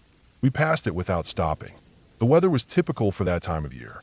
Cold in the shade, warm in the sun. The kind of warmth that makes you think you're safe until you step into a patch of shadow and realize your fingers are numb. Everything was soggy. Ice patches lingered in the hollows, wet leaves clung to our boots. The air smelled like thawed earth and cold mud and pine needles. I was already on edge that morning. The day before, I'd gotten sick from a greasy diner meal. Eggs sitting too long on the hot plate or something. And had spent most of the afternoon throwing up in the tiny bathroom of our rented cabin.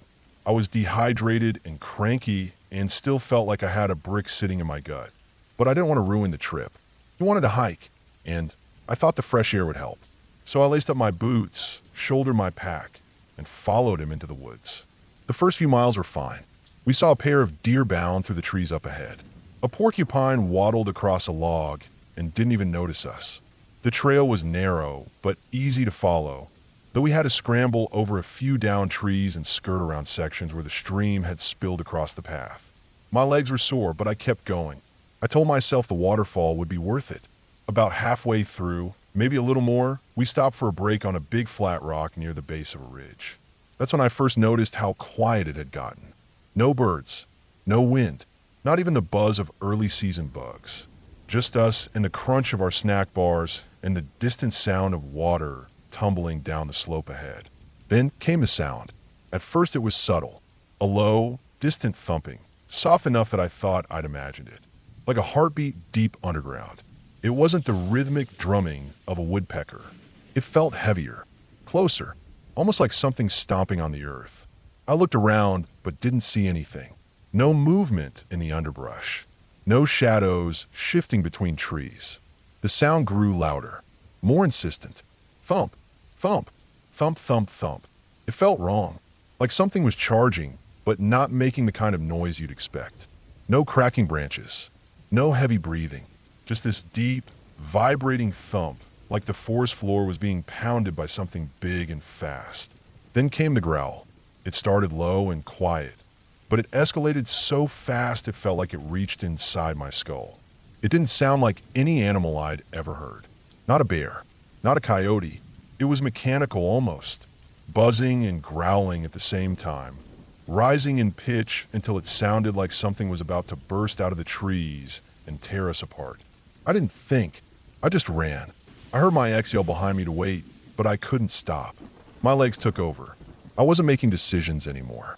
I was just trying to get away from whatever was behind that noise. I didn't look back. I didn't want to see.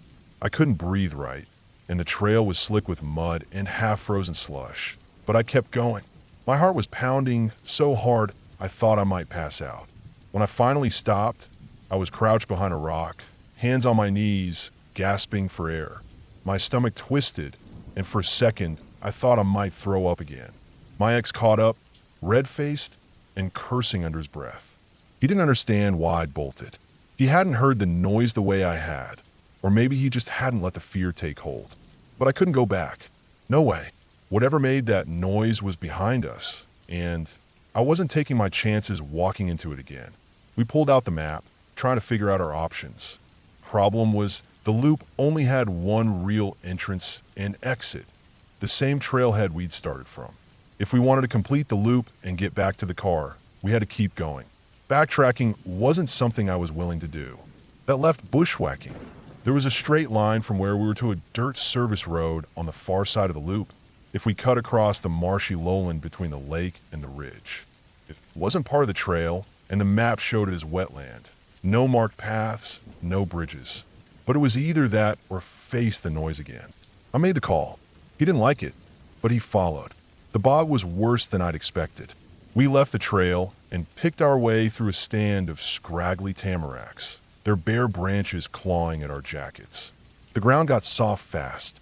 What looked like dry leaves gave way to cold, sucking mud. It didn't just slow us down, it fought us. With every step, our boots sank, sometimes past the ankle. The mud pulled like it wanted to keep us there. I fell twice.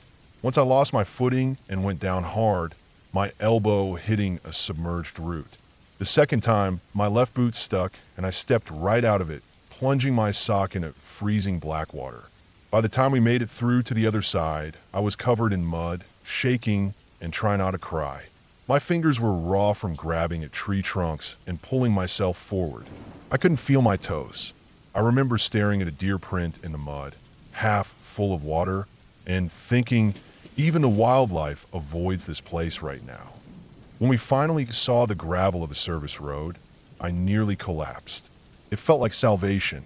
I didn't even care that we'd still have to walk another half-mile along the road to get back to the parking area. I just wanted out. We reached the car just as the sky started to dim. I sat in the passenger seat, arms wrapped around myself, trying to calm my breathing while he scraped mud off the soles of our boots with a stick. I felt small and fragile. Not brave, not free, just tired. I started crying. I didn't even try to hide it. That whole day, all I'd wanted was to get away from whatever had made that sound. But even safe in the car, with the doors locked and the heater on, I couldn't stop thinking about it. That thumping, that growl, it had felt primal, alien, wrong. I'm done with the Adirondacks, I said later when we were on the highway heading south. I'm in it. That had been our fourth vacation up there. Every time, I'd push myself a little harder, gone a little deeper into the woods. But this time I'd broken something in me. Next time we go on vacation, we're going to the city, I mumbled. And for the first time, I didn't hear an argument. After that, I didn't go back to the Adirondacks for a long time. Life happened. That relationship fell apart, slowly, in quiet ways. We stopped hiking together. Then we stopped talking altogether. I moved for work. Started fresh. Eventually I did return to the woods, different forests, different trails. But that experience stayed tucked in the back of my mind like a splinter I couldn't quite dig out.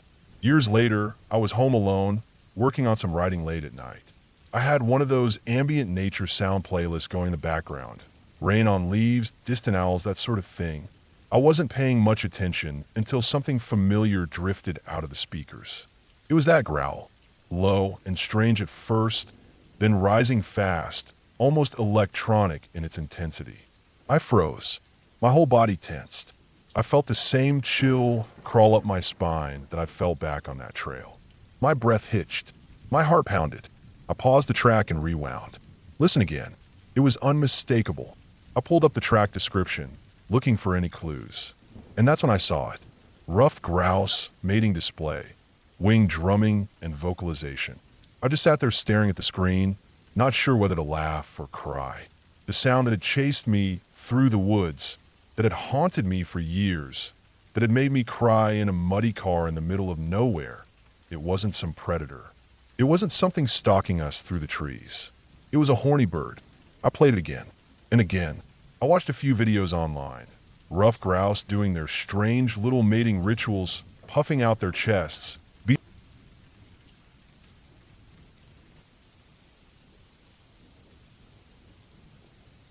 I was a summer interpretive ranger at a remote state park tucked deep in the mountains, far from the nearest town.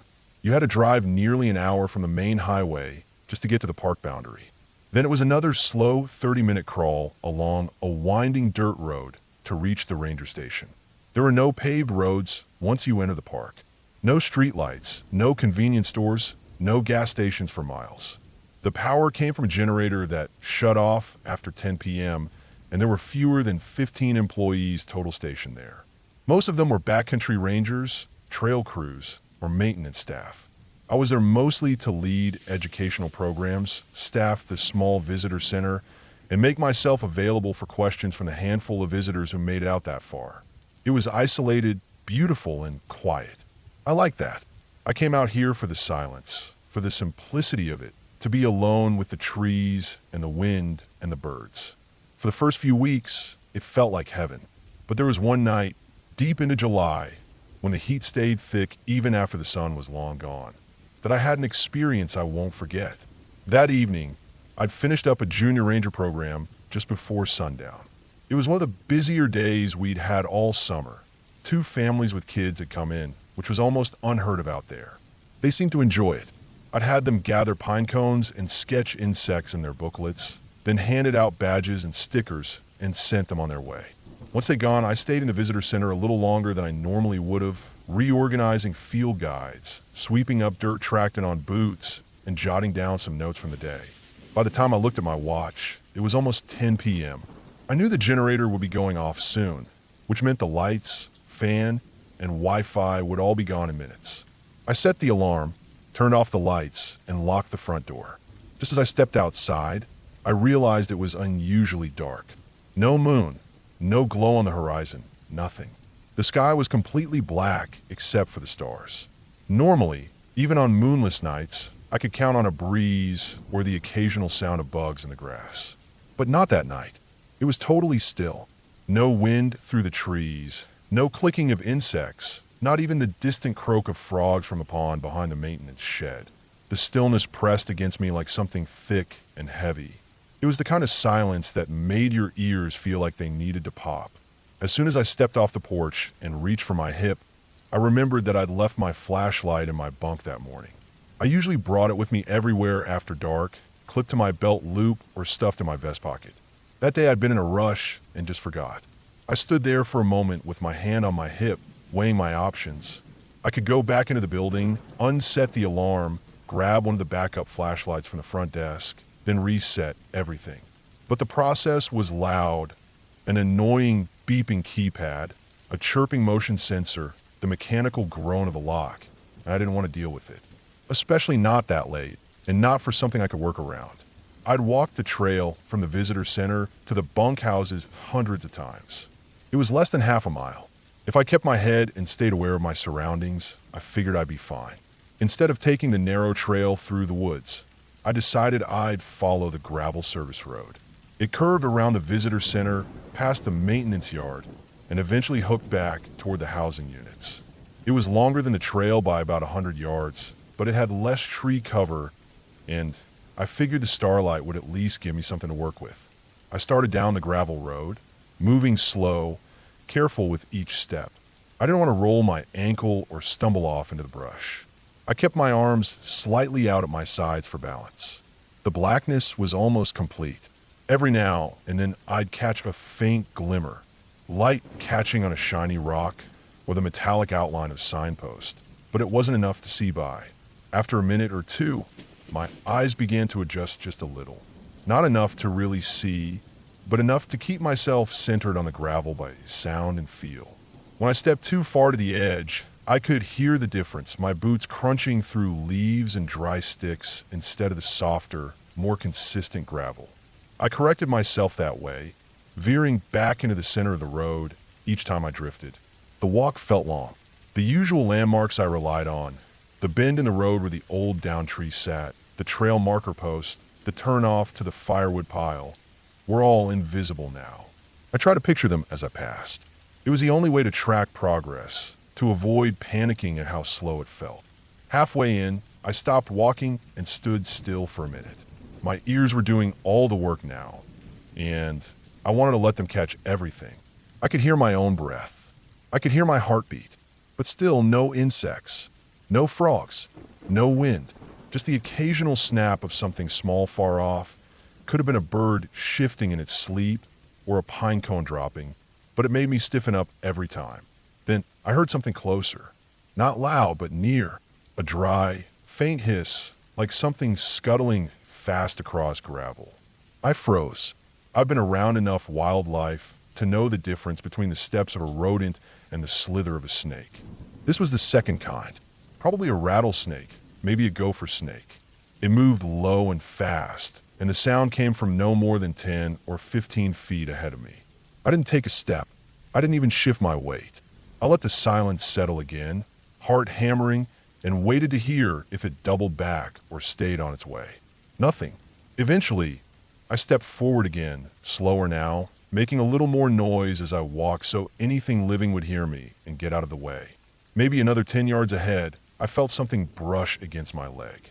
My brain shot a dozen things at me in a split second: snake, branch, rodent, something worse. But then I looked down. My eyes had adjusted just enough to catch the faint reflection of light in two small, round eyes. A fox. An adult gray fox. I could tell by the size and the way it moved. It looked up at me, blinked once, and darted off into the trees without a sound. The puff of its tail disappeared into the blackness like smoke. I let out the breath I didn't know I was holding and kept walking. I thought that was going to be the worst of it. But then, just before the last bend in the road, I heard something else.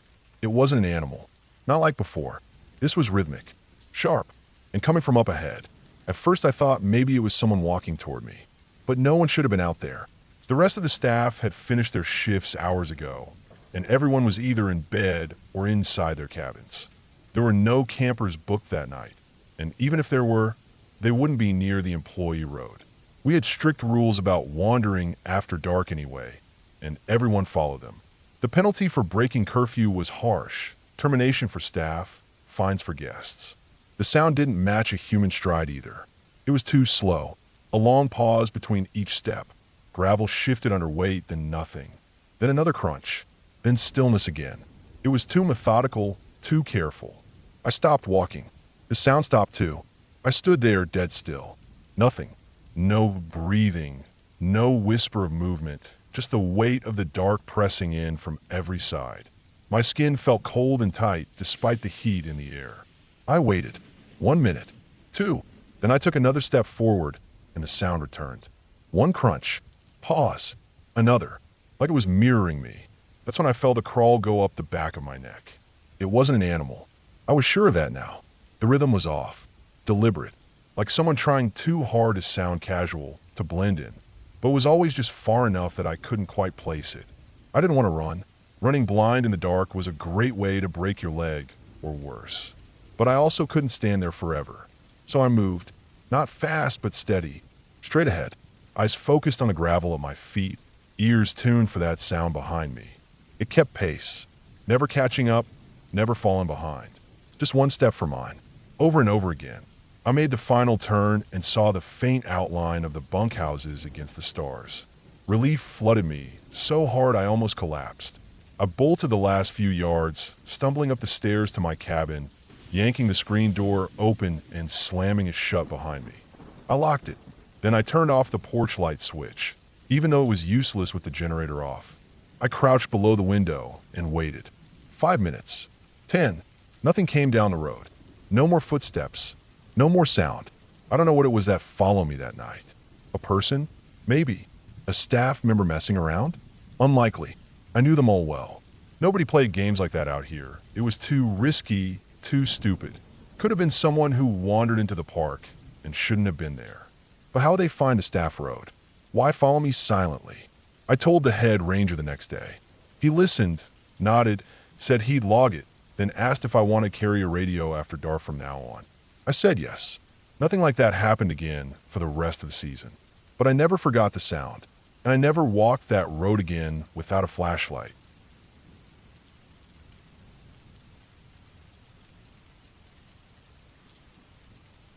I started the summer of 2020 working fees at a busy state park.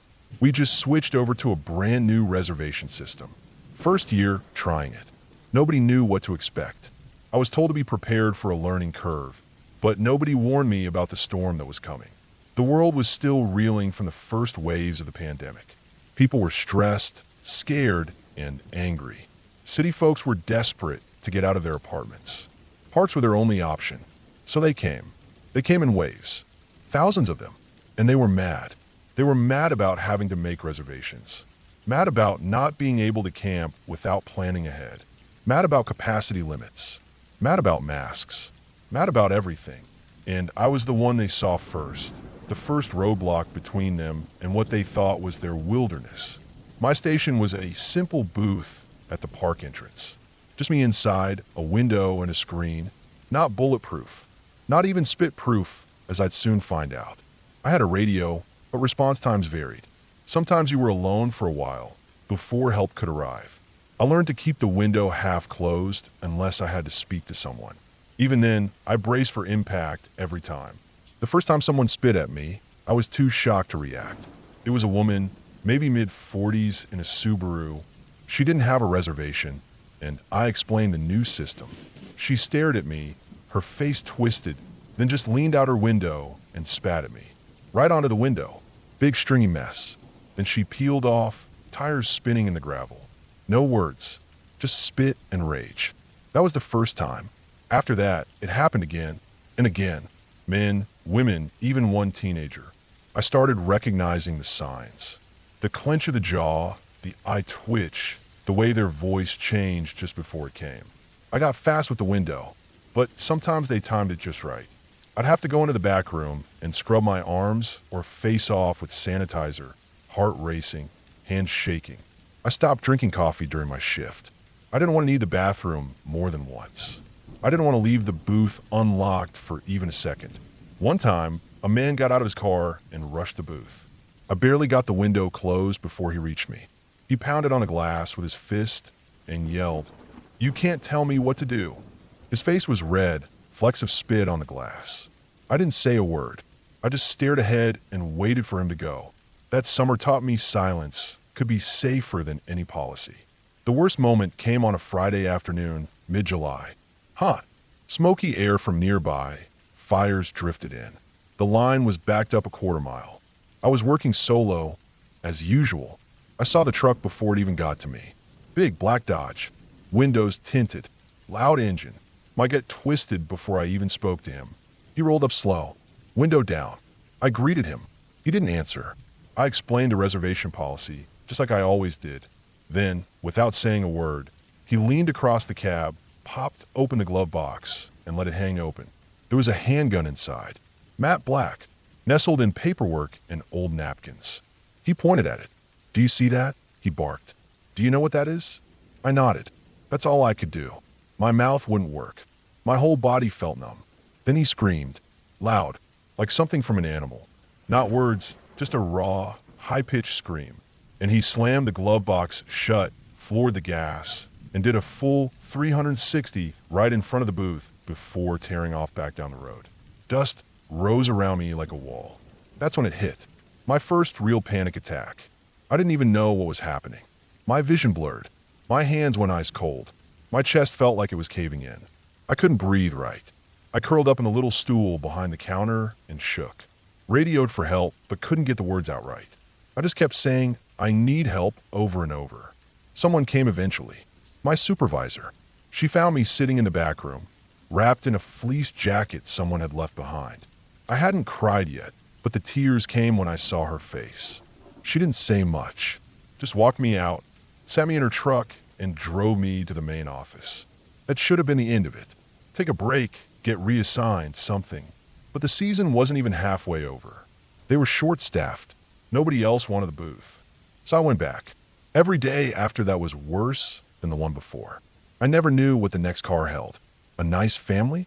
A guy ready to scream at me? Someone looking for a fight? Someone with a weapon? I learned to scan the seats fast, watch the glove boxes, hands, mirrors, reflections. I got good at spotting danger in half a second. It wasn't a skill I wanted. Some days it was words. Yelling. Accusation. I got called things I never even heard before. Other days it was spit again. Once, a woman threw a full soda can at the booth. Didn't decide. Another time, a man filmed me for 10 minutes, circling the booth slowly in his car while narrating how I was violating his rights. One of the Rangers told me to just smile and kill them with kindness. But kindness didn't stop fists, or spit, or guns, or the deep, constant fear that came with being stuck in a metal box with no backup. By August, I stopped sleeping. I'd lie in bed at night, hearing car engines in my head, windows rolling down, someone yelling. I started dreaming of glove boxes. I stopped eating lunch. The stress made my stomach feel like it was full of rocks all the time. September came, but things didn't slow down. That's the lie they tell you, that it gets better once school starts. But 2020 was different. No school, no routine, just more crowds, more frustration. I had a man grab himself while asking me for a map. I had a woman throw dog poop at the booth when I told her pets needed to stay leashed. I had a guy try to reach through the half-open window to grab my wrist. Eventually, I saw a doctor, then a therapist, then another. I was diagnosed with PTSD before the season ended. I kept working, but I was hollow by then. I didn't smile anymore. I barely talked. I got good at zoning out, staring straight ahead, reciting my lines like a machine. I never knew who was going to hurt me next. That's what broke me the most. Not the individual moments, but the uncertainty, the waiting, the never knowing. When the season finally ended, I packed up my locker, turned in my keys, and walked out without looking back. I told myself I wouldn't return. But by spring of 2021, I was applying again. Not because I wanted to, but because it's hard to walk away from something you once believed in. I didn't want the booth this time. I applied for a different department, something behind the scenes, away from visitors. I was honest about my diagnosis in the paperwork. I didn't think it'd be a problem.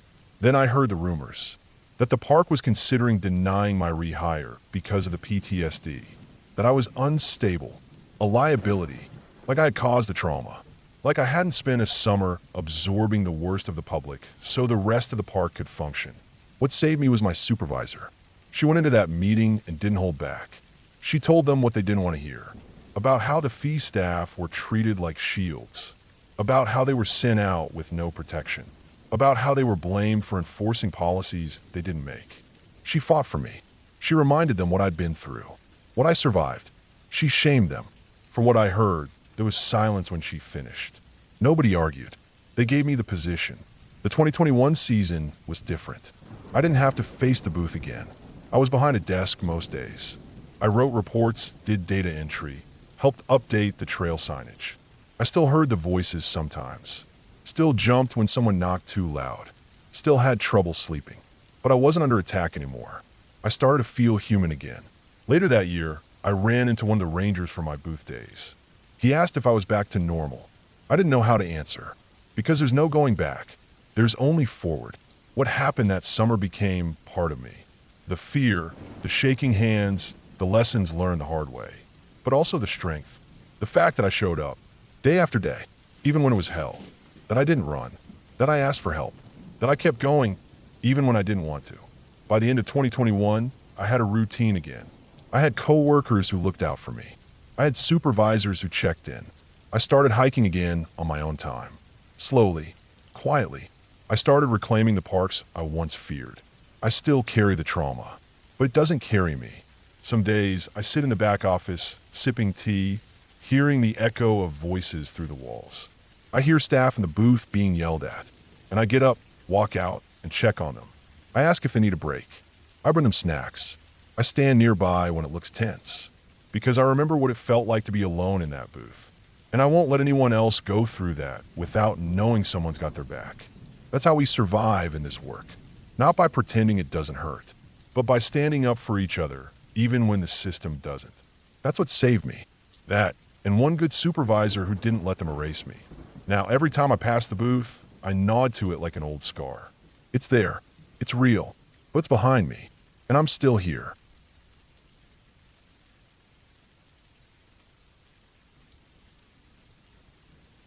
I wasn't law enforcement. I worked in IT. Most days I was dealing with broken printers, bad radios, or network issues in our park offices.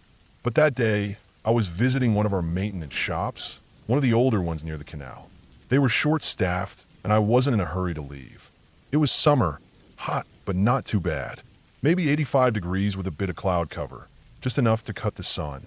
The shop supervisor looked like he was trying to do 3 things at once. Phone in one hand, clipboard in the other, while one of the mechanics tried asking about something with a backhoe. I told him I could help out and do one of the runs on the towpath. I've been down it before. It was drivable most of the way, at least for the Park Service SUVs. It was narrow, mostly gravel, with the canal on one side and the river on the other. No barriers, just scrub, trees, and drop-offs. That stretch ran for miles, connecting visitor centers, old lock houses, and picnic areas. I figured it'd be a nice break. Something different from the usual fluorescent lights and server racks. They paired me with a Centennial employee, a young girl, maybe college-aged, working for the summer. She didn't say much, just buckled into the passenger seat when I pulled up in the old white Ford Explorer with the park seal on the door. The AC worked, which was all I cared about. We started down the towpath, rolling slow, maybe 10 or 15 miles per hour tops. You had to take it easy. Some stretches looked fine until you realized the gravel was soft underneath and the tires sank an inch deep. Other times a branch hung just low enough to scrape the top or slam the mirrors. We were told to keep an eye out for sinkholes, washouts, trees down, or anything that might be a hazard for hikers, bikers, or families walking with strollers. It was quiet, real quiet. The kind of quiet where you only hear your tires on the gravel and the occasional call of a bird deep in the woods. We passed maybe one fisherman setting up on the riverbank, and then nobody for a few miles. We were about 3 or 4 miles in when I saw a figure ahead. A man, small and hunched, pedaling a bike toward us. Something looked off. He wasn't swaying side to side like people do when they're riding relaxed. He was stiff, upright, pushing hard on the pedals, even though the ground was flat. I slowed down. He got closer and I could see his face.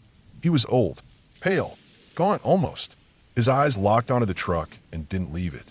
I stopped, rolled down the window. That's when I saw it in his expression, pure worry. Not panic, not fear. Just tight worry, like his whole face was clenched. Before I could ask anything, he said something that made my heart skip. "Have you seen a boy?" Just like that. My stomach dropped. The river was maybe 40 yards to our left. The canal was 20 yards to the right. Thick trees and brush lined both sides. We were in the woods, miles from the nearest road, and this old man was out here looking for a kid. I asked how old. He said 12. Said he was a Boy Scout. They were on a bike ride, and the kid couldn't keep up. The troop kept going. They just left him. The old man had been waiting at the meeting spot when they came in without the boy. The leaders were too tired to go back, and 80 years old, took a bike and started backtracking. I looked down the trail behind us. We'd just come through 3 miles of mostly empty woods. I hadn't seen anyone. No bikes leaned against trees. No kids walking. Nothing. My throat tightened a bit. I called in to dispatch. Told them the story. Gave them the kid's description, 12 years old, Boy Scout uniform, riding a red mountain bike. They came back and said no one had reported a missing child. No one. Not the leaders. Not the troop. Not even the old man. That alone told me a lot. The old man handed me a set of keys. He said they were for the vehicle the troop came in. He said the leaders didn't have their own set. This was it. He needed someone to get them to the troop. I told him we couldn't turn around yet. We had to drive all the way down to the next visitor center to loop around. I told him about a picnic ground about a mile behind us and said we'd give the keys to the leaders if they were still there. He nodded, then turned his bike and pedaled back the way we came. That image stuck with me. An old man, alone, riding a bike into the woods, trying to fix a mistake that never should have happened. I eased back onto the path, but now I wasn't looking for washouts. I was looking for a red bike, for movement in the trees, for anything. The girl next to me wasn't saying anything, but I could tell she was on edge. We drove slow, scanning both sides of the path. There were places where the woods thinned out, others where vines and brambles crept right up to the edge of the road. The river shimmered in the distance, but I kept thinking about how fast it moved and how easy it would be for a kid to fall in and be gone in seconds. We hit the halfway mark. Nothing. Then the next mile. Nothing. I started thinking of the worst possibilities. Maybe he got tired and lay down under a tree and fell asleep. Maybe he took a wrong turn. Or maybe he crashed. There were spots where the canal dropped steep and hard. One wrong move, and you'd be in the water or pinned under your bike. When we finally reached the visitor center, I pulled up behind a ranger truck. I got out and walked straight over to the ranger in charge. I told him everything, what the old man said, what we'd seen, where we'd searched. He listened, frowning, arms crossed. Then he said something that made my blood run cold. The troop had been at the visitor center for over an hour. They never walked across the parking lot to report a missing kid. Never said a word. I couldn't believe it. I honestly couldn't. A 12-year-old kid gets left behind in the woods, and no one even bothers to tell the staff. No one checks in. They just start eating lunch. I handed over the keys from the old man and left them to sort out. We drove back to headquarters in silence. The weight of it just settled over everything. I kept looking in the rearview mirror, thinking about that kid, thinking about how far he could have gone if he'd taken a wrong turn, if he was hurt somewhere no one would think to check. Back at HQ, I went straight to dispatch. I needed to know. One of the radio operators looked up and told me the update. The boy had been found. He was safe, but the rest of the story left me speechless. He was found nearly 30 miles downstream from where we met the old man. 30 miles. The kid had kept riding. Fast. Probably scared, trying to catch up. He didn't see the troop stop at the visitor center. He thought they were ahead of him, so he kept going. He took a detour onto a side road at one point. Busy traffic, blind curves, barely any shoulder. He did it on his own, just pedaling as hard as he could. From the time we made the report to when he was found, about 2.5 hours passed. That means he covered close to 45 miles total. 45. Alone. No map. No GPS. No adult. Just a bike and panic. He could have made it all the way into Washington, D.C. if a ranger hadn't taken a guess and checked a far-out section of the path. That ranger found him still pedaling, still trying to catch up. I sat down hard in the dispatch office after I heard that. Just sat there, staring at the floor. A few days later, I talked with one of our law enforcement rangers. He told me something I'll never forget. Never, ever let your kid be in Boy Scouts unless you're with them every second. He said he'd seen some things in his career. Scoutmasters making horrible decisions, getting people hurt or worse. In this case, it was one of the worst. I couldn't believe that those leaders had just left that boy behind. Didn't call it in, didn't even look. They just ate their lunch like it was nothing. That boy could have died, could have gone off trail, could have been hit on those roads, could have ended up in the river. The fact that he didn't is just luck. Nothing more. There's one other story that sticks with me. I wasn't there for it, but it came up again in conversation not long after. A ranger told a scout troop not to camp in a particular low area during the rainy season. He warned them it would flood. They ignored him. That night, at 2:30 a.m., he got the call. He and the fire department had to wade into chest-deep water and pull scouts out of trees. The water had come up that fast. If they hadn't gotten there in time, some of those kids wouldn't have made it. After those 2 incidents, I made a promise. I never let any kid of mine join scouts unless I was with them the whole time. Not at the campsite, not back at the lodge, the whole damn time. Because in the end, it wasn't the woods that were dangerous. It wasn't the river or the trail or the storm. It was the adults, the ones who were supposed to be responsible. The ones who should have known better. That's what scared me most. And that's what I remember every time I pass that stretch of trail now. Because when I see the trees and the water and the silence, I still think of that old man on the bike. And I think of a kid, 12 years old, trying to catch up, all alone.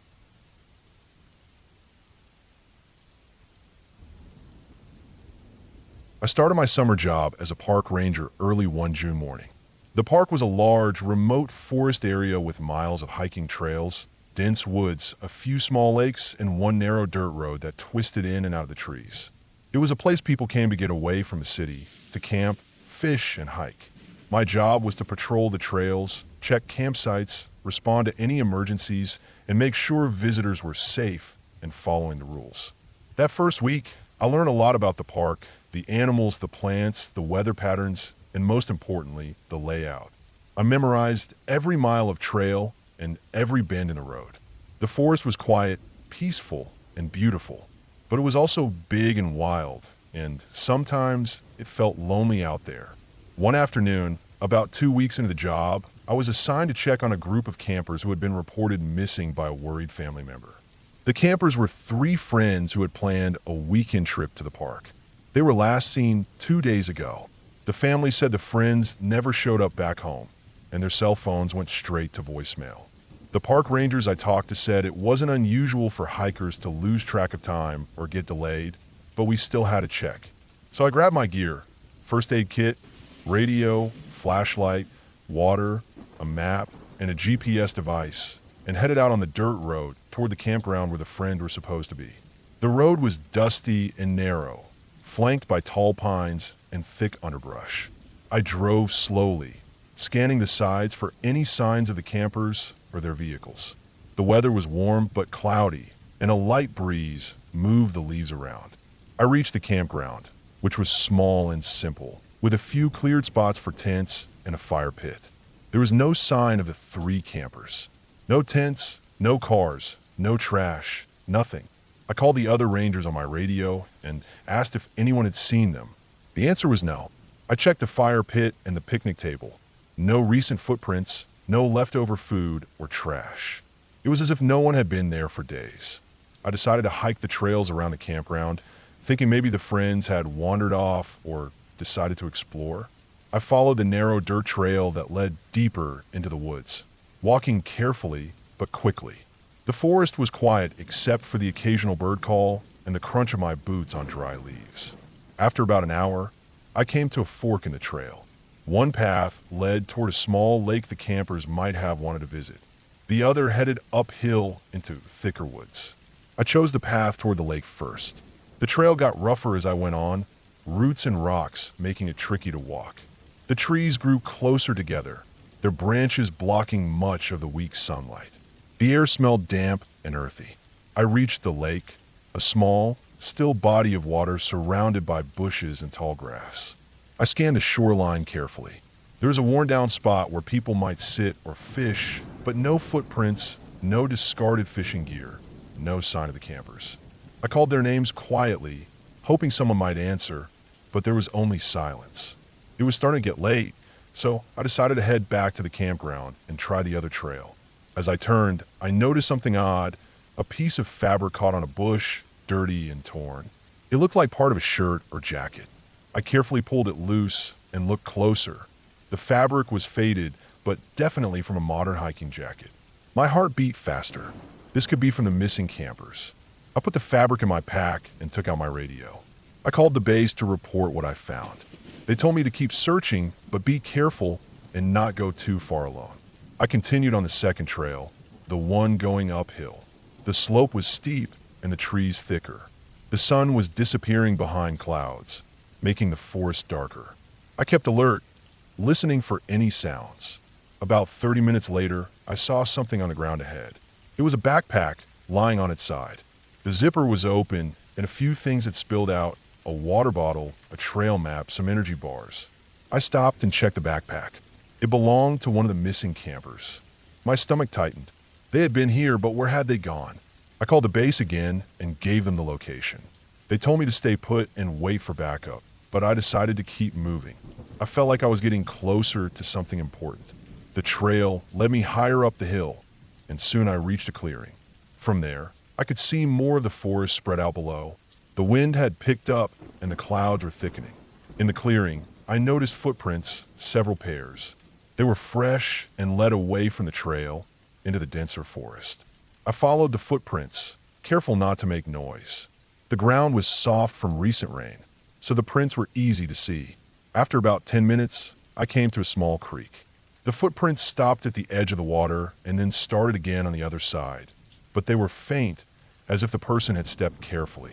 I looked around and saw a fallen tree lying across the creek, acting like a natural bridge. The footprints continued over it. I crossed the creek carefully, using the tree trunk. My boot slipped once on the wet wood, but I caught myself. On the other side, the forest grew even darker. The trees were older and bigger, their branches tangled overhead. I pushed forward, the footprints guiding me. The sun was almost gone now, and the only light was the fading gray from the sky. Then I heard something, a faint rustling like someone moving through the bushes. I froze. My heart was pounding. I called out softly, "This is Park Ranger. If you're out here, please respond." No answer.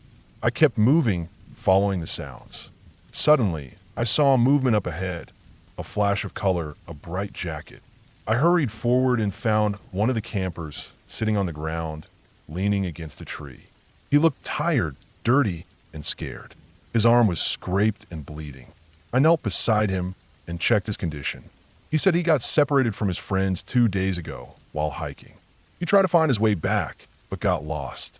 He'd been drinking water from the creek and eating berries to survive. I gave him some water and food from my pack and called the base to send help. While waiting, I stayed with him and tried to keep him calm. Night fell completely, and the forest became cold and quiet. After about an hour, the other rangers arrived with a rescue team. They found the other 2 campers a few hundred yards away, weak and tired but alive. It turned out they had gotten lost too, trying to find a different trail back to the campground. They survived by sticking together, rationing their supplies, and keeping their spirits up. The whole rescue took several hours, but by morning, all 3 were safe. The next few days, I kept thinking about how easy it is to get lost in the forest, even on marked trails, even for people who think they're prepared. It was a reminder of how careful you have to be out there, how fast things can turn dangerous when you're alone, with no cell service, and no clear way back. I learned a lot from that experience, about the importance of paying attention, of knowing your limits, and of always telling someone exactly where you're going. As for me, I kept doing my job, patrolling the trails and watching over the park. But I never forgot the look in that camper's eyes when I found him. The mix of relief and fear, the feeling of being truly alone in the wild. That day changed how I saw the forest. It wasn't just a beautiful place for hiking or camping. It was a place that demanded respect, a place where nature could be unforgiving if you weren't careful. And as a park ranger, I knew it was my job to help people understand that.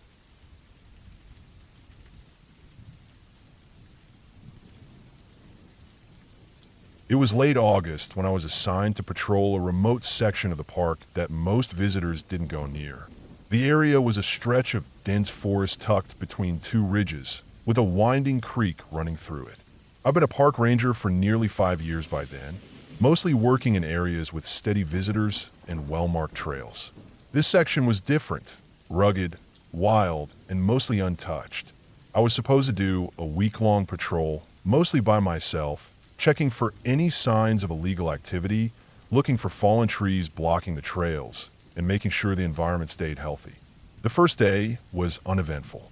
I loaded my backpack with the essentials: water, first aid, a GPS, some food, a map, a radio, and my usual gear. The weather was clear, the sun high and warm, but not too hot. The trail was narrow and steep in places. Trees arched overhead, letting in thin shafts of sunlight. Birds chirped here and there, and the faint rustle of small animals echoed in the underbrush. The scent of pine and earth was strong. I followed the trail along the creek for several miles. The water was clear, cool, and the sound of it flowing over rocks was soothing. I stopped occasionally to check the condition of the trail and remove small fallen branches or debris. I was careful to mark spots where the trail was becoming overgrown or where erosion was visible, so I could report them later. As the afternoon moved into evening, I set up camp near the creek where the trees thinned a little and I could see the stars through the gaps in the branches. I cooked a simple meal over my small stove, enjoyed the quiet, and made notes in my journal. The solitude was refreshing, though I was always alert. Out here, things could happen quickly. That night, I slept lightly, the sounds of the forest all around me. In the distance, I heard the occasional crack of a branch, the hoot of an owl, the chirp of insects. I kept my flashlight close and my knife within reach. The next morning, I packed up and headed further in. The trail grew rougher, less traveled, and the forest darker. After a couple of hours, I reached a fork where the trail split. The map showed a loop, but the markings on the ground were faint. I took the left path, which ran uphill toward a ridge. The trees were thicker, older. The ground was covered in fallen needles and moss. As I climbed, the air grew cooler, damper. I stopped often to catch my breath and check the map. The radio signal was spotty, so I couldn't get a call out. I wasn't worried yet, but I made a mental note to keep track of where I was. Suddenly, I noticed something odd. On a tree just off the trail, there were fresh marks, deep scratches in the bark. Not the usual claw marks from bears or other wildlife. These looked human-made. I examined them closely, long, deliberate, almost like someone had used a knife or another sharp tool. The scratches formed a rough pattern, though I couldn't tell what it meant. I took pictures with my phone and marked the location on my GPS. I'd report it later. For now, I moved on, but I kept my senses sharp. A few hours later, as I rounded a bend, I saw a small clearing. In the middle was a makeshift camp. It looked abandoned, an old tarp tied between two trees, a rusted cooking pot, and some scattered bottles. The ground was trampled, but no fresh footprints. I searched carefully, looking for signs of who might have been there. Nothing fresh, no trash, no personal belongings, just the remnants of some long-gone campers or perhaps someone hiding out. I took notes and pictures. I felt uneasy but shrugged it off.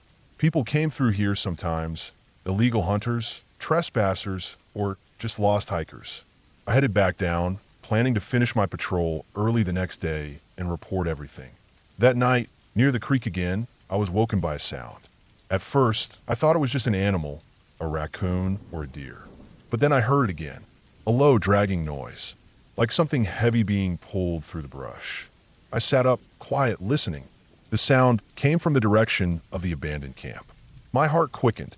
I grabbed my flashlight and my radio and shone the beam toward the sound. Nothing. I waited, holding my breath, eyes wide in the dark. Then I heard the sound again, closer now, slow, deliberate, scraping against rocks and leaves. I turned on my headlamp and stood up. The forest was silent except for the faint noise that seemed to move toward me. I called into the radio, trying to make contact with the ranger station, but no answer. The signal must have been dead. I checked my knife. My flashlight was steady. I moved slowly toward the noise, trying to see through the trees. Then I saw it, a shadow moving just beyond the tree line, quick and low. I stepped back and called out loudly, "Hey, who's there?" No response. The shadow vanished. I hurried back to my tent and locked everything inside. I sat with my back against the tent wall, listening for anything else. Hours passed. The sound stopped. I eventually fell into a restless sleep. The next morning, I packed up fast and started hiking out. But as I made my way back through the clearing, I noticed something new. A set of footprints. Heavy, booted prints leading away from the camp and toward the creek. They were fresh, not animal prints. I followed them cautiously, the hairs on the back of my neck standing up. The prints led to the creek bank, then disappeared into the thick underbrush. I couldn't follow them further without risking getting lost. I took photos and marked the spot. By midday, I reached my vehicle at the trailhead and radioed in my report. Back at the station, I told the other rangers about the strange marks, the abandoned camp, the footprints, and the sounds at night. We planned to investigate with the team. Over the next few days, we combed the area, finding more signs. Broken branches, more scratches on trees, even some old food wrappers hidden in the brush. What disturbed me most was that none of it seemed random. It was like someone was living there, watching the trails, avoiding contact, maybe even following me. The park supervisor said it was probably squatters or illegal hunters, but the way they moved was methodical, careful, almost threatening. I couldn't shake the feeling I'd been watched the entire time. Weeks later, after the investigation wrapped up, I returned once more to the same area. I walked the trails in daylight, scanning every corner. I didn't see anyone. No signs of recent activity. Just a forest, quiet and still. I realized then that some people choose these wild places not to be seen. They blend into the shadows, hidden from sight. Their presence is a reminder that the wilderness isn't always safe. It's a place where you have to be alert. A place where people, with all their secrets and dangers, can vanish into the trees. And as a park ranger, I learned that the scariest thing isn't ghosts or monsters. It's the unknown people out there, silent, watching, living off the grid, and willing to do whatever it takes to stay hidden. That week in the forest changed how I see my job. I know now that the woods can be lonely, but also dangerous. And when you're out there alone, you have to trust your instincts, stay aware, and respect the fact that you're not always alone.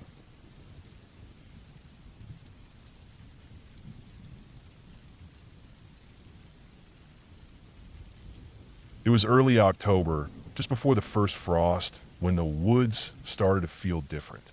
I was working alone that week as the only ranger on duty at one of the more remote sections of the state park. This area was deep in the forest, miles from the main station and the nearest road.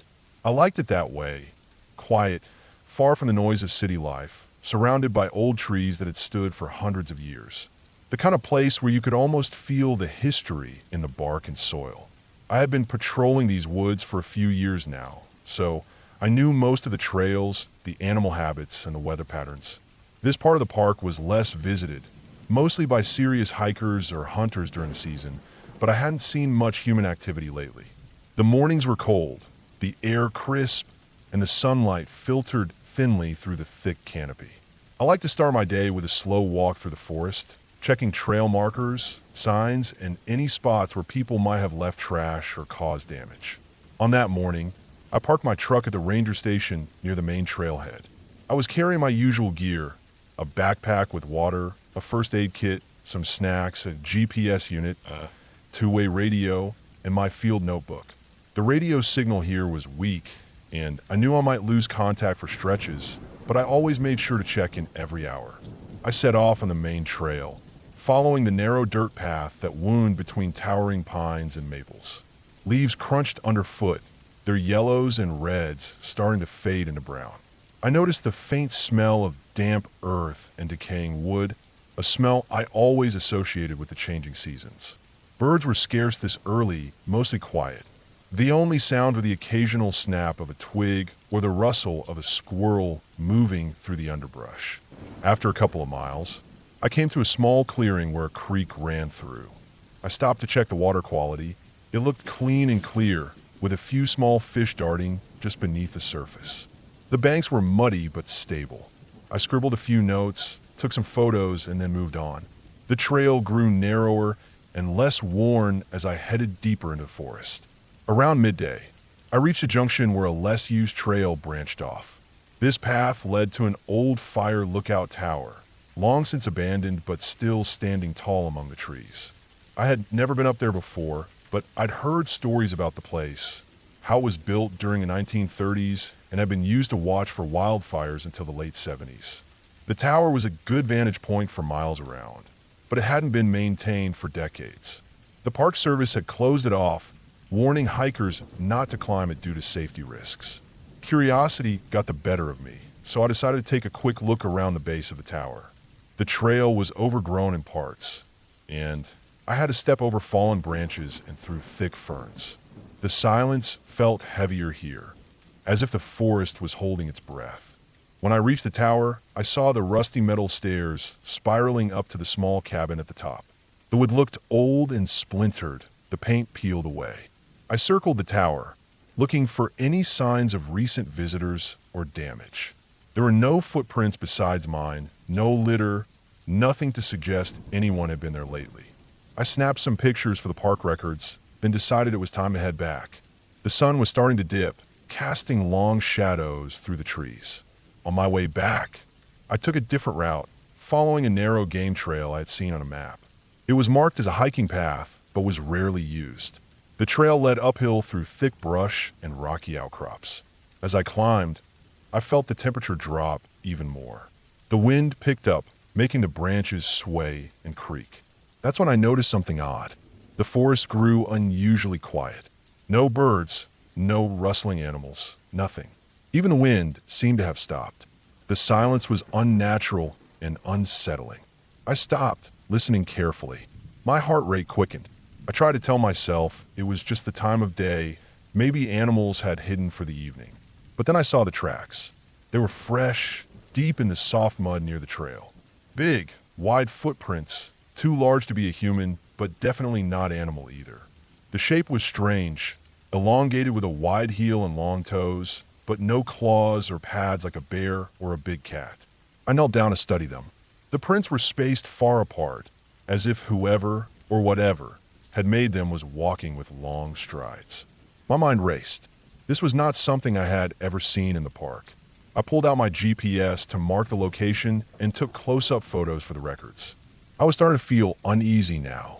Something about the whole scene felt off. I decided to follow the prints a little ways, just to see where they led. The trail was muddy and steep, but I kept going. The footprints continued, heading north toward a dense thicket of trees. The further I walked, the more I felt a creeping sense of being watched.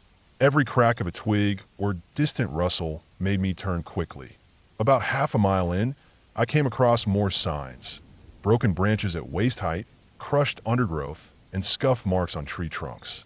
Whoever made those prints was big and strong, maybe 6 or 7 feet tall, judging by the damage. But still no clue what it was. I stopped to radio in, but the signal was dead. I cursed under my breath. No surprise in this part of the forest. My only option was to keep moving and try to get back before dark. The path grew steeper and rockier as I climbed toward a ridge. I had to use my hands to scramble up some parts, my boots slipping on loose stones. The forest here was dense with firs and cedars, their needles thick on the ground. The air smelled like pine resin and cold earth. Suddenly, I heard something behind me, a low, heavy sound like branches breaking under a large weight. I spun around, but all I saw were trees and shadows. No animals, no people, just the empty woods. I picked up my pace, heart pounding, and started to head downhill. The footprints vanished at the ridge's edge, like whoever had made them stepped off the trail into the thick underbrush. As the light faded, I grew more cautious. I knew this area could be dangerous after dark. Rattlesnakes, unstable ground, and the risk of getting lost. But most of all, I didn't want to run into whatever had left those prints. After what felt like hours, I finally made it back to the main trail, exhausted and shaking. The last stretch was easier, and I moved as fast as I could toward the ranger station. When I got there, it was nearly dark. I checked the radio one last time, still nothing. I pulled out my phone and called the park's supervisor, who told me to report the strange tracks and hold tight until backup arrived. That night, I stayed in the station, keeping the door locked and the lights on. I couldn't shake the feeling that something was out there, watching. Every sound made me jump, the wind rattling the windows, the distant howl of a coyote, the creak of the old building settling. Morning came slowly. I was tired but determined to figure out what I had found. When the rest of the ranger team arrived, we went back to the spot together. We searched the area thoroughly but found no more tracks or signs. We eventually concluded that what I had seen was likely a large animal, maybe an escaped exotic pet or some unknown wild creature that had found its way into the park. The footprint shape was unusual, but nature sometimes surprises you. In the end, the forest returned to its quiet normal. I never saw those tracks again. The feeling of being watched faded, but I still think about that day, the silence, the prints, and the way the woods changed around me. It was a reminder that even in the familiar, wild things can still surprise you. And sometimes, it's better not to know all the answers. I learned to respect those woods even more after that, to always stay alert, and to remember that the forest holds secrets far older and stranger than any of us can imagine. And sometimes, the scariest thing isn't a ghost or a monster. It's just the unknown, hiding quietly in the trees, waiting for you to notice.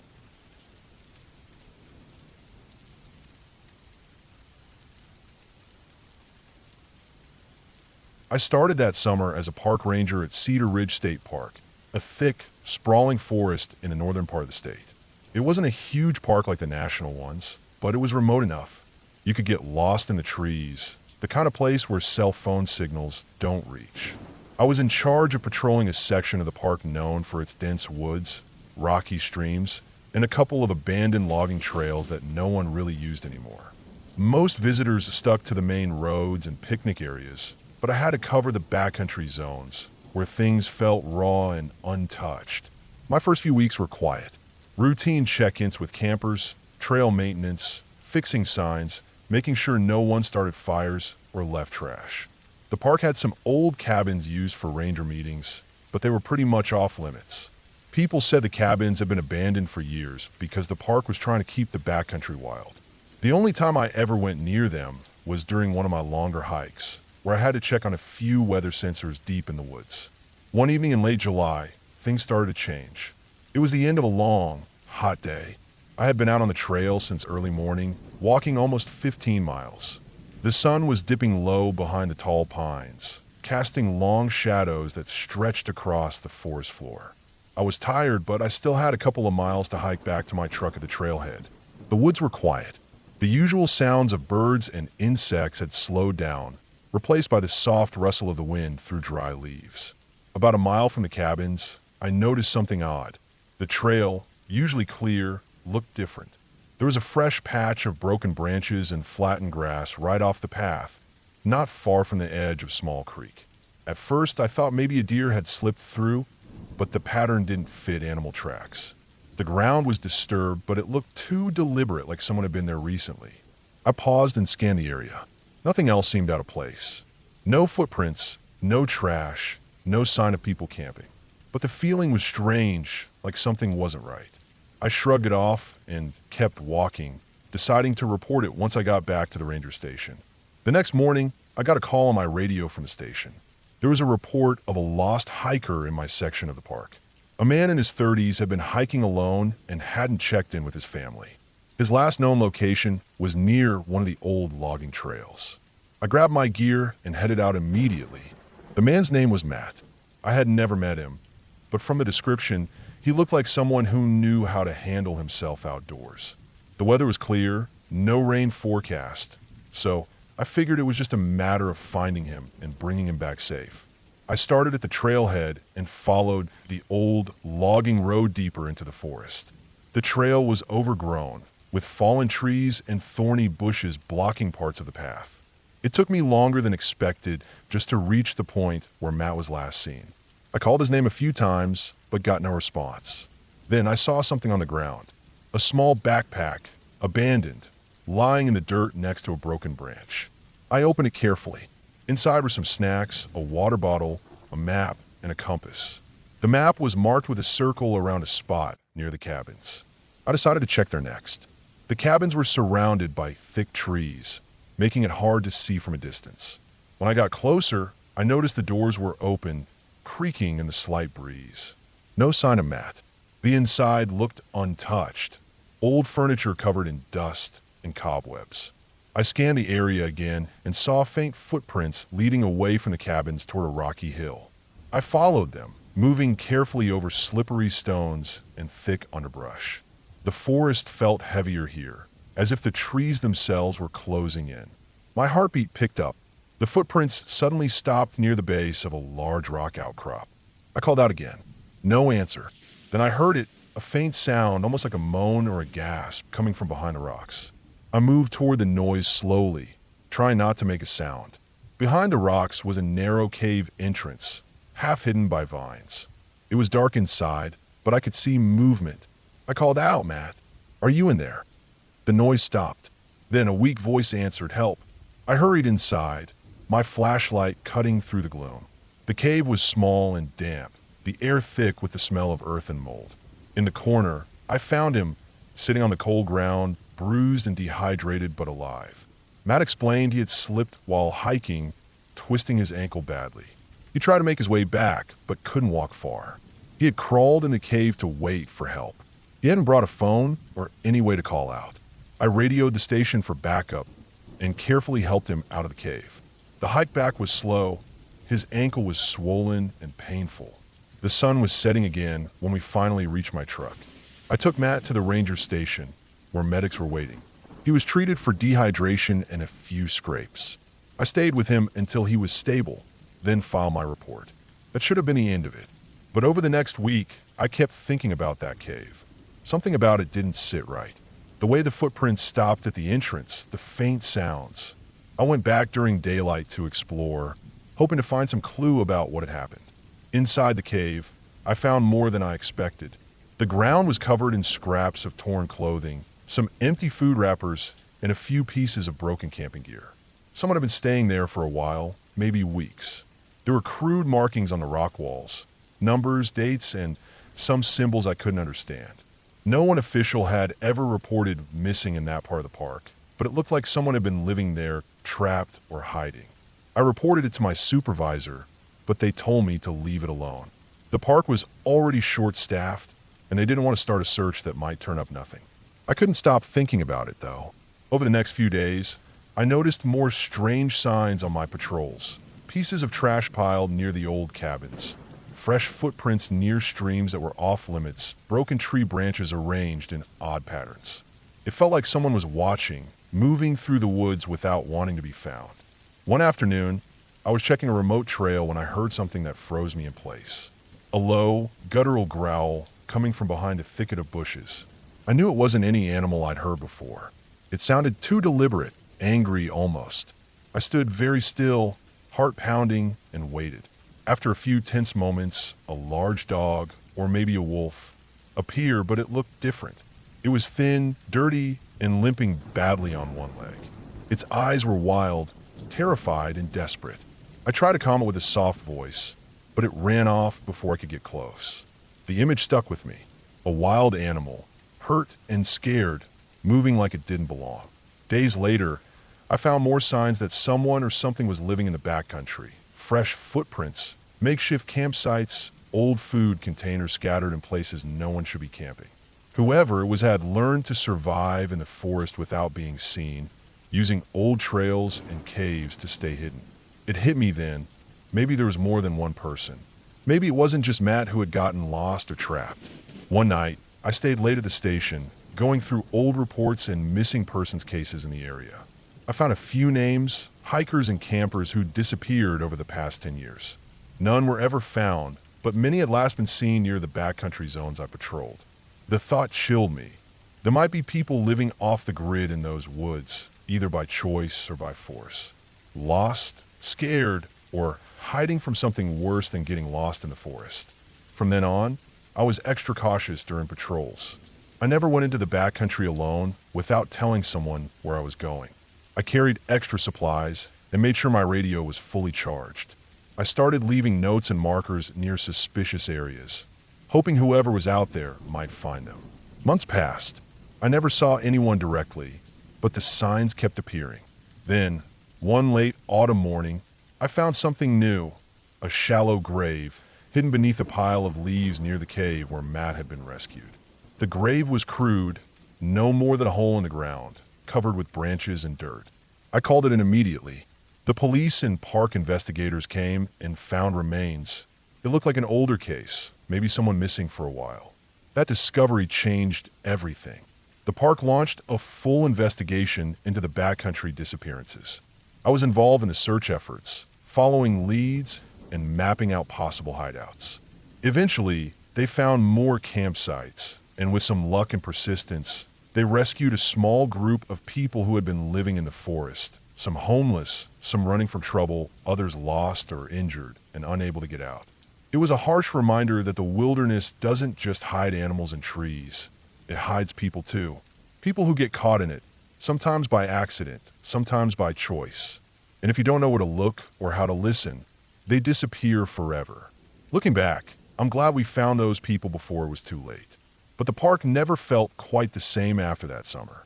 The silence in the woods carried a different weight, a reminder that even in the quietest places, danger and desperation can live side by side.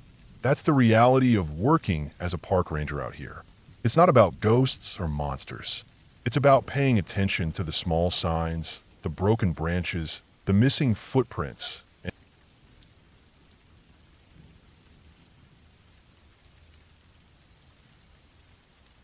I had been a park ranger for close to 7 years by the time this happened.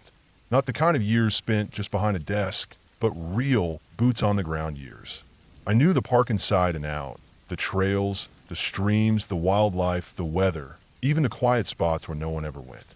I was the kind of ranger who preferred the outdoors over paperwork and knew every foot of the forest like the back of my hand. So, when something unusual happened on one of my patrols, I wasn't the type to panic easily. It was late October, the kind of cold that settles deep into your bones but isn't yet biting enough to freeze the creek or snow the ground. The park was quiet, mostly empty now that the tourist season had slowed down. The leaves had turned, reds, oranges, yellows, a blaze of fall color that covered the hillsides like a patchwork quilt. Mornings were misty, and the air smelled like wet earth and pine. It was the kind of day that felt calm, peaceful, but also a little lonely if you were out there by yourself. I was doing a routine patrol on the far east side of the park, a section that few people visited because the trail there was rough and steep. It was one of my favorite parts. The silence was deeper, the trees older, and sometimes you could catch a glimpse of deer or hear a hawk call far overhead. The trail twisted up the ridge, crossing over narrow ledges with views of the valley below. I had done this route hundreds of times. That morning I started early. I packed my usual gear: water, radio, a map, first aid kit, a small hatchet, and my sidearm. Not because I expected trouble, but because it was standard issue. The sky was clear, the sun just beginning to peek through the tall firs. The trail was damp from the night's fog, but not slippery. I moved steadily up the path, checking the usual spots for fallen trees or washed out sections. About 2 miles in, I came across something that didn't sit right. I noticed fresh tire tracks crossing the trail in the mud. A dirt bike or ATV, something with knobby tires. That was strange because motorized vehicles were not allowed in this part of the park. We enforced that rule strictly to protect the wildlife and keep the trails safe for hikers. I stopped to examine the tracks. The mud was soft and the tread marks were deep, showing the vehicle had passed recently, maybe within the last few hours. I scanned the trees around, but didn't see anything out of place. There was no sound of engines or voices, just the usual creaks and groans of the forest. I made a mental note to report this to my supervisor and take a closer look on the way back. Then I continued on, paying closer attention to the trail conditions and any signs of damage. The forest grew denser, and the path narrowed as it climbed higher. After another half-mile, I reached a small clearing where the remains of an old fire ring sat among scattered stones and charred wood. It was a spot hikers sometimes used for overnight camping, though it was unofficial. The fire pit was cold, no ashes left, but something caught my eye: an empty, crushed soda can lying near the edge of the clearing. I didn't recognize the brand. It looked like something mass-produced, not local. More importantly, it could have been crushed by hand, but not fully flattened. I picked it up with my gloves to avoid any sharp edges and examined it. There was a faint sticky residue inside, and the aluminum felt warm in the weak sunlight. It was a sign someone had been here recently. That made me uneasy. The park was supposed to be quiet this time of year, and visitors usually stuck to the main trails. Whoever had been here was either breaking the rules or trying to hide. I glanced around carefully. No footprints in the dirt beyond the tire tracks, but I wasn't expecting many. Dry leaves covered most of the ground. Still, I kept my eyes peeled. I decided to keep moving up. The trail led to a rocky outcrop with a breathtaking view of the valley. I stopped to take it in, feeling the cold wind on my face and watching the clouds drift by below. The quiet was almost too complete. No birds calling, no rustle of squirrels or chipmunks, just the distant sound of a creek rushing somewhere far below. I pulled out my radio to check in with the station. The signal was weak up here, but I managed a brief report about the tracks and the can. My supervisor told me to be careful and asked if I want to back up. I declined, saying I'd finish the patrol and check in at the end of the day. I like to handle things on my own when I could. As I turned to head back, I noticed something else, a set of footprints leading off the trail toward a dense thicket of bushes and young saplings. The prints were booted, medium-sized, and fresh. I crouched down to look closer. They appear to be made by someone wearing heavy hiking boots or work boots, maybe a size 10 or 11. The pattern was clear in the soft earth, and the prints disappeared into the brush. I debated whether to follow. On one hand, it could be someone lost or injured. On the other, it might be trespassers or people doing something illegal. The thought of an injured hiker was unlikely because the tracks looked deliberate, not erratic. Still, I had a duty to check. I pushed through the bushes, the branches scraping my jacket and face.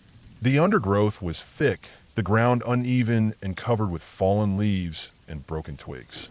I had to move carefully to avoid making noise or disturbing anything.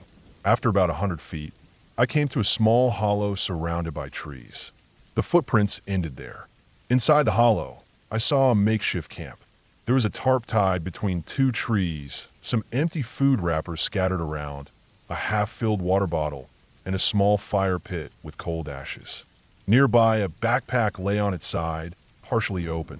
I kept my distance, not wanting to disturb anything.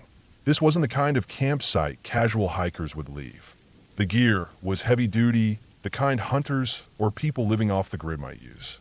The trash and discarded cans suggested they had been here for at least a day or two. I radioed in again to give an update. The signal cut out just as I finished. That was the first time I noticed my radio had a weird crackle, like interference or static. I reset it, and it worked again, but I made a note to check the batteries later. I decided to leave the camp alone for now and head back to the trail. I was going to report everything and come back with backup and a plan. As I turned, I caught a glimpse of movement, something flickering between the trees. I froze. For a moment, I thought I saw a figure ducking behind a tree, but when I blinked, there was nothing, just the sway of branches in the wind. I shook my head and started back toward the trail, trying to keep calm. The forest had a way of playing tricks on your eyes, especially when you were tense. I got back to the main path and continued down. The sun was lower now, casting long shadows and turning the leaves a deeper shade of red. I heard the creek again, closer this time, and the occasional call of a crow. Then I noticed something else. The tire tracks were back on the trail, but now there were two sets, side by side. They ran downhill, parallel, fresh, and deep in the mud. Someone had come back this way, maybe while I was investigating the camp. My heart started to beat a little faster. This wasn't just some weekend trespassers. Whoever was here had been moving around in the park during the day, probably watching or following. I looked around, trying to spot any sign of a vehicle or people, but the forest was still and quiet. I kept moving, trying to stay alert. The trail narrowed again and twisted steeply down the hill. The trees closed in, blocking most of the fading light. I kept my flashlight ready, though I preferred to avoid using it unless I had to. The sounds of the forest were different now. The rustling of leaves, the snap of a branch somewhere off the trail. Every noise made me tense up. Then I saw something else on the ground. A piece of cloth caught on a branch, muddy and torn. It looked like part of a jacket or shirt. I stopped and examined it. It was soaked and smelled faintly of sweat and dirt. Whoever had been here wasn't just passing through. They were moving fast, maybe running or hiding. I radioed again, but this time no signal. The forest seemed to swallow the sound completely. I tried to stay calm, reminding myself that I was trained for situations like this. As I moved down the trail, I noticed that the footprints from earlier had reappeared. They crossed the trail and headed off into a steep ravine filled with thick brush and fallen logs. The steep slope looked dangerous to climb down, but the prints showed someone had gone that way. I debated again whether to follow. The sun was nearly gone, and the temperature was dropping quickly. If I got caught in the ravine after dark, it could be trouble. But I also knew that if someone was out there and in danger, I had to try. I found a safe spot and started down slowly. The slope was slippery with wet leaves, and I had to hold on to branches to keep from falling. The forest here was darker, thicker, harder to move through. The sound of the creek was louder now, rushing over rocks below. At the bottom of the ravine, the footprints stopped near the edge of the water. I looked around carefully. The ground was disturbed. Broken branches, crushed grass, footprints leading into the creek itself. Then, something caught my eye. A small, blood-stained piece of cloth near a rock. My pulse quickened. This was serious. Someone was hurt. I searched the area for any sign of a person, but found none. No calls.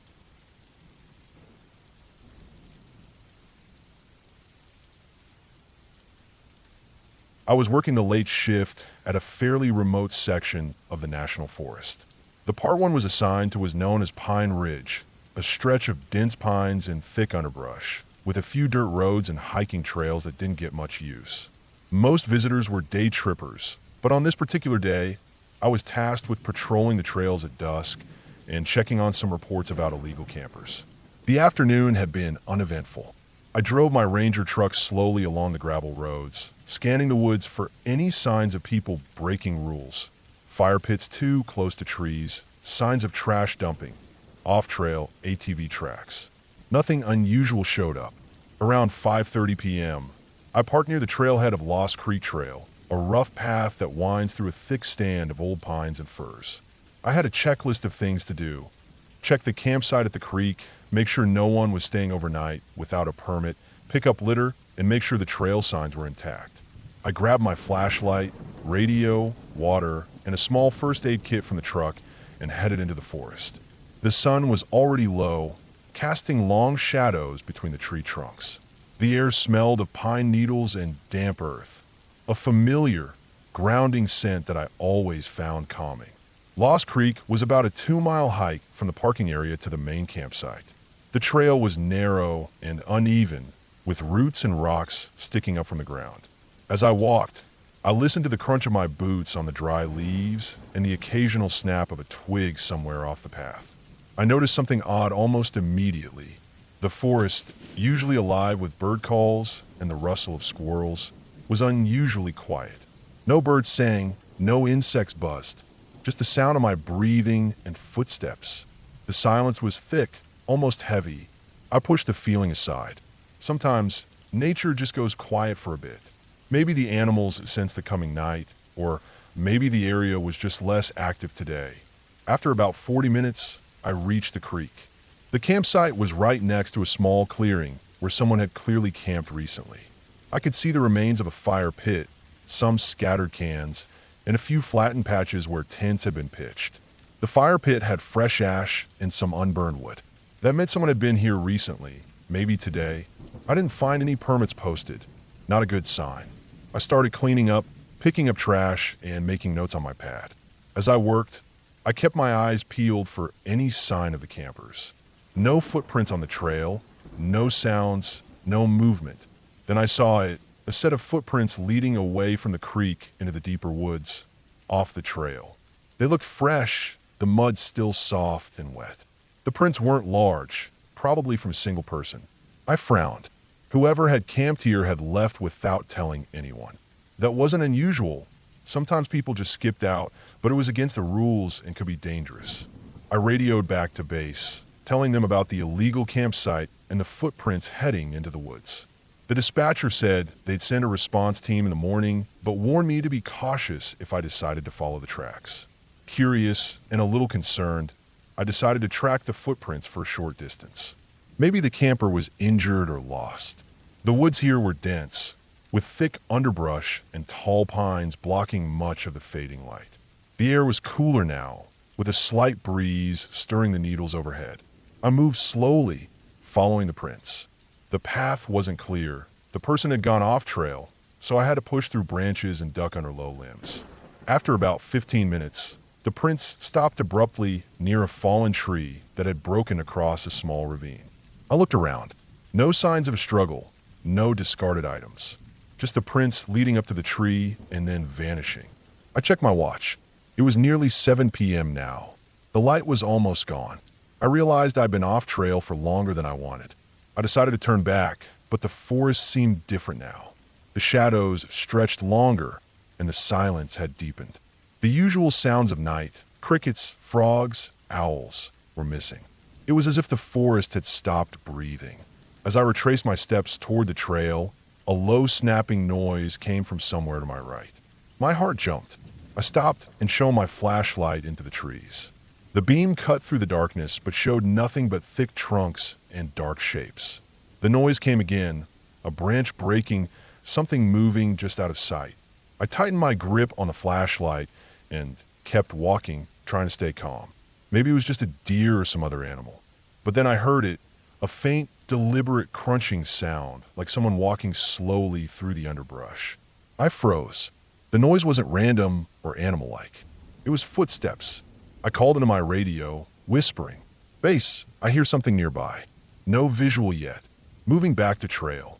No response. The radio was acting up again, static and weak signal, probably because of the deep forest and hills. I moved faster now, tried to get back to the main trail. The beam of my flashlight bounced off tree trunks, casting eerie shadows. The footsteps followed. I wasn't about to run blindly, but I quickened my pace, keeping alert. The footsteps were steady, matching mine, but always just out of clear view. I thought about the possible scenarios. Was it the camper? Someone lost or hurt? Or worse, someone out here illegally, maybe with bad intentions? My mind raced through safety protocols. I wasn't carrying a weapon, just my flashlight and radio. The truck was still at least half a mile away, and I wasn't sure if I could get signal out there. I stopped again and listened. The footsteps stopped too. The silence returned, but this time it felt oppressive. I turned slowly in a circle, scanning with my flashlight, but saw nothing. I decided not to stop again. I started walking briskly, staying on the trail this time. The forest around me seemed to close in, the trees taller and more crowded, the darkness thicker.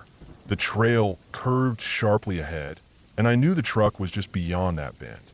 Relief washed over me, but then I heard the footsteps again, closer now, faster. Panic set in. I broke into a run, stumbling over roots and rocks. My flashlight bobbed wildly, casting frantic beams of light. The sound behind me grew louder, more urgent. I didn't look back. I only ran. The trail leveled out, and suddenly there was my truck, headlights on, doors unlocked. I slammed into the passenger side, dropping my pack and fumbling for the keys. The footsteps stopped just at the edge of the tree line. I turned the key, engine roaring to life. I looked out the window, shining my light into the woods. Nothing moved. I peeled out of the lot, tires throwing gravel. My heart hammered, sweat cold on my back. I called base again, finally getting through. "This is Ranger Collins. I'm leaving Lost Creek Trailhead. Possible trespasser or worse. Need backup at the site ASAP." They acknowledged and said a unit was on the way. I drove back the main road, glancing nervously at the dark woods behind me. That night, back at the ranger station, I pored over the reports, trying to make sense of what had happened. The illegal campers were never found. The footprints stopped abruptly, like the person vanished into thin air. We searched the area for days. Volunteers, 9 units, drones. No signs. No sign of struggle. No bodies. No equipment left behind. Just silence.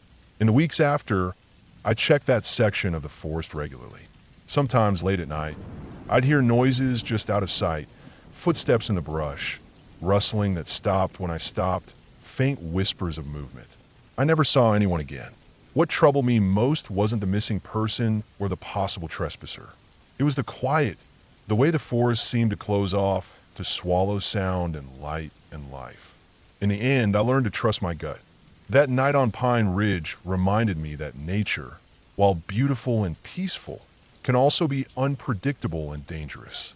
People disappear. The forest doesn't care. And sometimes, the scariest things are the ones you can't see.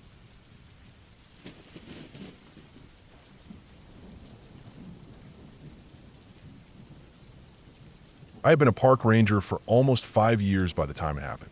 Not one of those rookie stories you hear from people just starting out, where they get a weird feeling or spot a shadow in the woods. No, this was different. It wasn't about ghosts or spirits or anything made up, just pure, raw reality that got under my skin in a way I never expected. I worked at a big state park in a fairly remote area. It wasn't one of those parks packed with tourists or full of fancy facilities. This was a place where nature ruled, and people came mostly to hike, camp, or fish. The park covered thousands of acres of thick forest, rocky hills, and winding trails. There were cabins here and there, some campgrounds, and a few ranger stations scattered across the park. My job was to patrol these areas, make sure the trails were safe, check on campers, keep an eye out for fires or illegal activities, and sometimes do rescue work when people got lost. One autumn, the park was especially busy. The leaves were turning bright red and orange, and the weather was crisp but not cold yet. A perfect time for hiking. We had reports of a few hikers who had gone missing or lost over the previous weeks. That always raised my alert level, but it wasn't unusual. People come unprepared sometimes, ignore warnings, or take trails that are harder than they think. So I've been running search and rescue drills more often, and the rangers and I were on edge. One day, near the end of my shift, I got a call on the radio from the main station. There was a report of a lone hiker who hadn't checked in by the time he was supposed to. The man was last seen near a remote trail called Pine Ridge Loop, a trail that was beautiful but tricky. The weather was starting to get darker. Clouds were moving in, and the wind was picking up. I grabbed my gear, my flashlight, map, compass, first aid kit, and a radio. I decided to drive to the trailhead near Pine Ridge to start the search. The road there was narrow and winding, lined with tall pines that swayed with the wind. The rain started just as I pulled into the small parking area, turning the dirt into slippery mud. I checked my watch, just past 4 p.m. Soon it would be dark. The trail itself was steep and rocky. I stepped carefully, trying not to slip. I was alone, which I didn't love, but there was no choice. The other rangers were tied up with other calls. I kept my radio on, hoping for any updates, but all I got was static. The wind was loud, whistling through the trees, and the rain made everything cold and wet. As I moved further in, I noticed the trail was more overgrown than usual. Branches hung low, leaves covered the path, and I had to step over fallen logs. The hiker must have been somewhere around here. I kept my eyes peeled for footprints, broken branches, anything that might tell me where he went.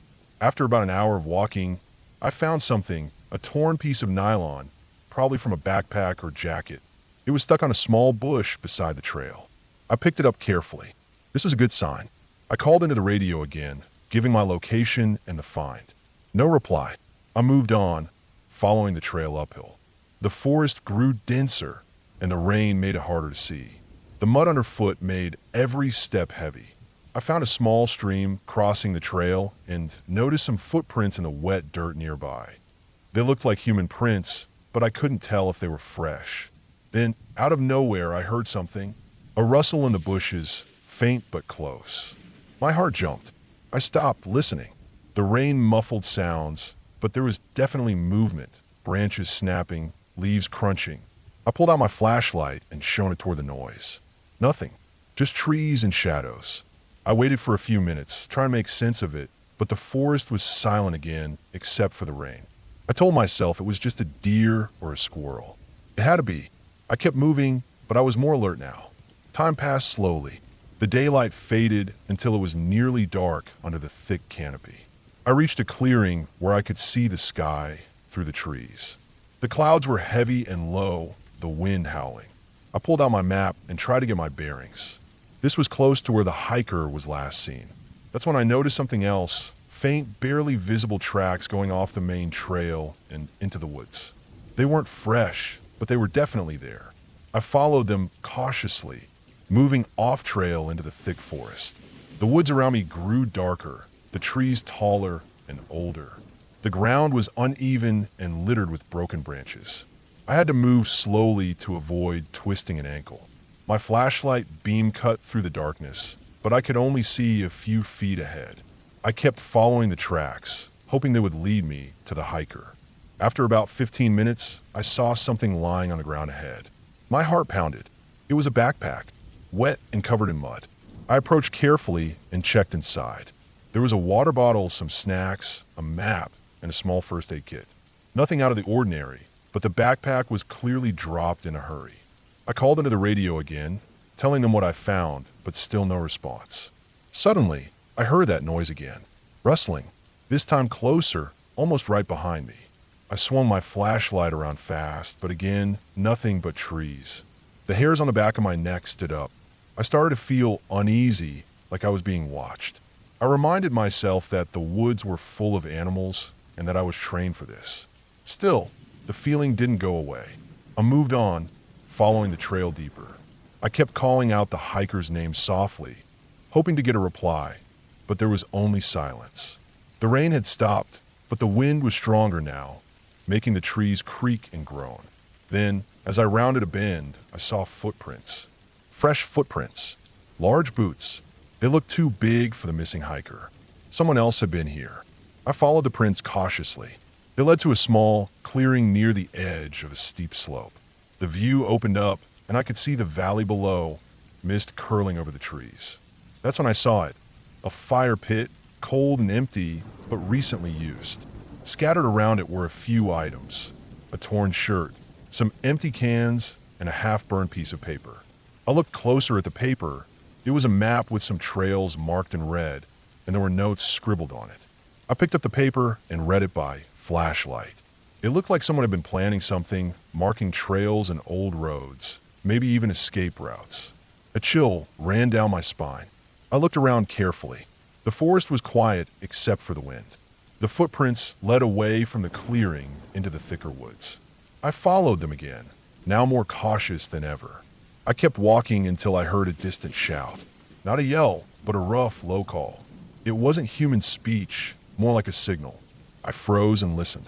The wind carried the sound, but I couldn't tell which direction it came from. I tried calling on my radio again, but there was still no response. The sun was almost gone, and I knew I had to make a decision. I could keep searching in the dark, risking injury or getting lost myself, or I could head back to the station and call for backup. I chose to keep going. I followed the footprints again, deeper into the woods, and soon found myself in a part of the park I barely knew. The trees here were massive, ancient. The ground was uneven, full of roots and rocks. My flashlight beam flickered, and I had to shake it to get a steady light. Suddenly, the track stopped. There was no sign of the person anymore. I looked around, trying to find any clue, broken branches, footprints, anything. But the ground was soft from the rain, and the tracks were gone. I stood there, heart pounding, knowing I was alone and maybe in trouble. The wind picked up again, and the trees swayed heavily. The sky above was dark now, the clouds thick and low. I decided it was time to go back. I turned around and started retracing my steps, but after a few minutes, I realized I was lost. The trail was nowhere to be found. I must have missed a turn or lost it in the underbrush. I stopped and pulled out my compass and map.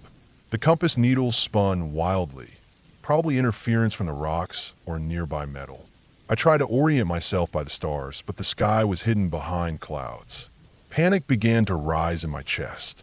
I was in the middle of a vast forest, no trail, night closing in, and no way to call for help. I took a deep breath and forced myself to think clearly. I knew I had survival skills. I'd taken training and I'd been in tough spots before. I found a small flat area and decided to stay put for now. I set up a small fire with some dry twigs from under a fallen log. The firelight gave me some warmth and comfort.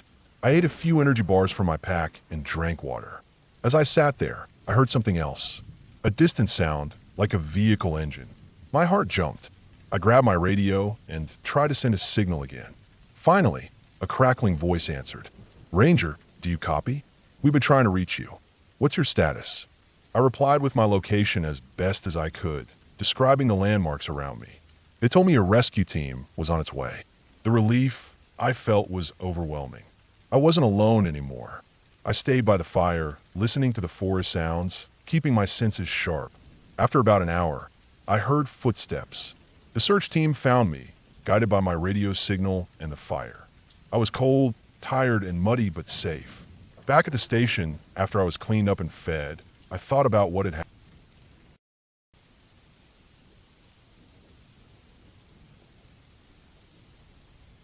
It was a late summer afternoon when the call came in. I had been working as a park ranger in a large national forest for about 5 years by then. The forest was thick with old trees, pine, fir, and some broadleaf, deep valleys and wide ridges. Trails snaked through the dense undergrowth, and there were always hikers, campers, and hunters scattered about. The park had its quiet moments, but also its dangers. That day, I was finishing up some routine patrol work on the north side of the forest, near the river valley where the trees grew especially tall and the moss hung thick from the branches. The radio crackled to life. Unit 12, we have a report of a lost hiker near the Dry Creek trailhead, last seen about 4 hours ago. Weather's good, but visibility will drop soon. Over. I grabbed my gear quickly, a GPS unit, extra water, snacks, a first aid kit, my flashlight, and a whistle. The lost hiker wasn't a rare event, but it always felt urgent. The forest, while beautiful, could be unforgiving if you weren't prepared. I drove my truck as fast as I dared down the dirt road to the trailhead. The late afternoon sun was low, casting long shadows between the trees. At the trailhead, a small group of concerned hikers had gathered. They told me the missing person was a man in his late 20s, an experienced backpacker, but he'd apparently gone off trail to explore a ridge overlooking the creek and hadn't come back. No one had seen him since midday. His friends had called it in when the sun started to dip, and he didn't show up at their campsite. I checked the man's description and last known GPS coordinates on the park system. The area was rugged, with a steep slope dropping into the creek below and thick underbrush on the higher ground. Visibility was good now, but I knew the sun would set in less than 2 hours. Once darkness settled, finding anyone would be a challenge. I started up the Dry Creek Trail alone.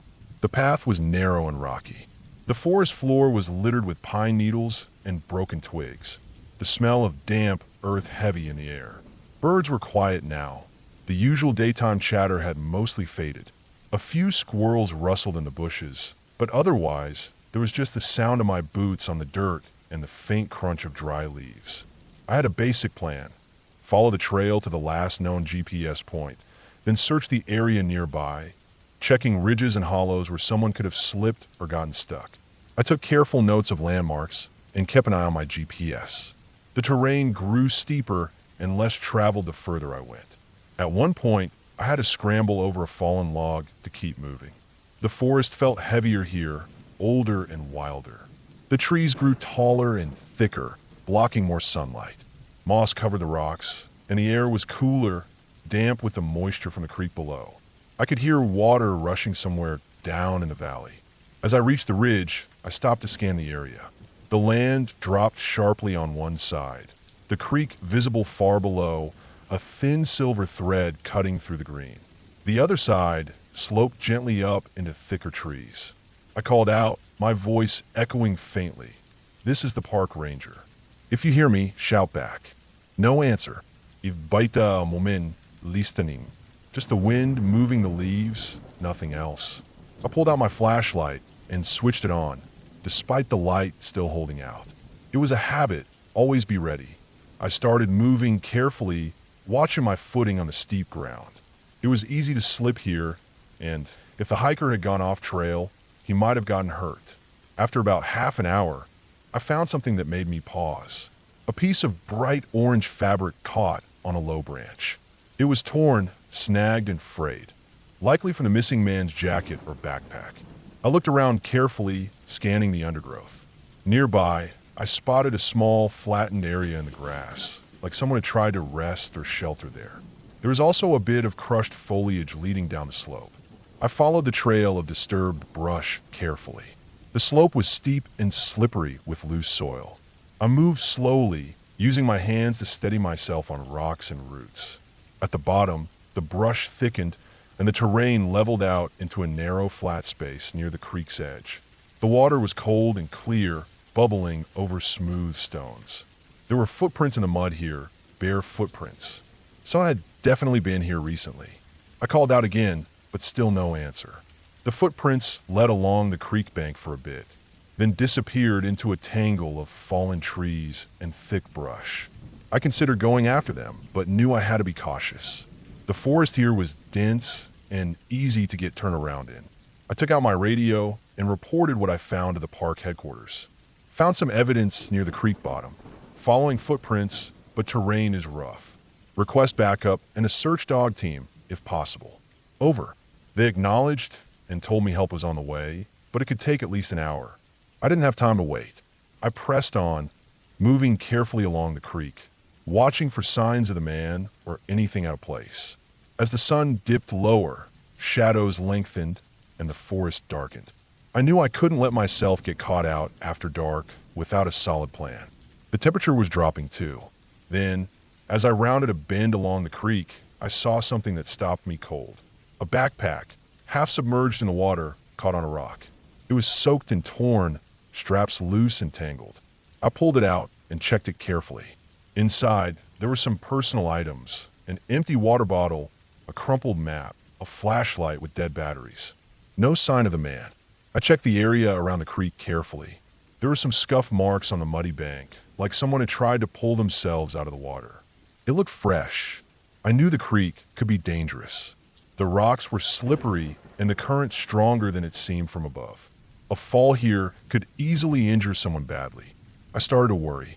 If the man had fallen in, he could be hurt or trapped somewhere nearby. I kept moving up the creek bank, calling out again and again. The cold air made my breath visible in quick puffs. The forest around me was darkening fast. Then I heard it, the faintest sound of a groan coming from just ahead. I froze and listened. There was again a weak moan, barely audible.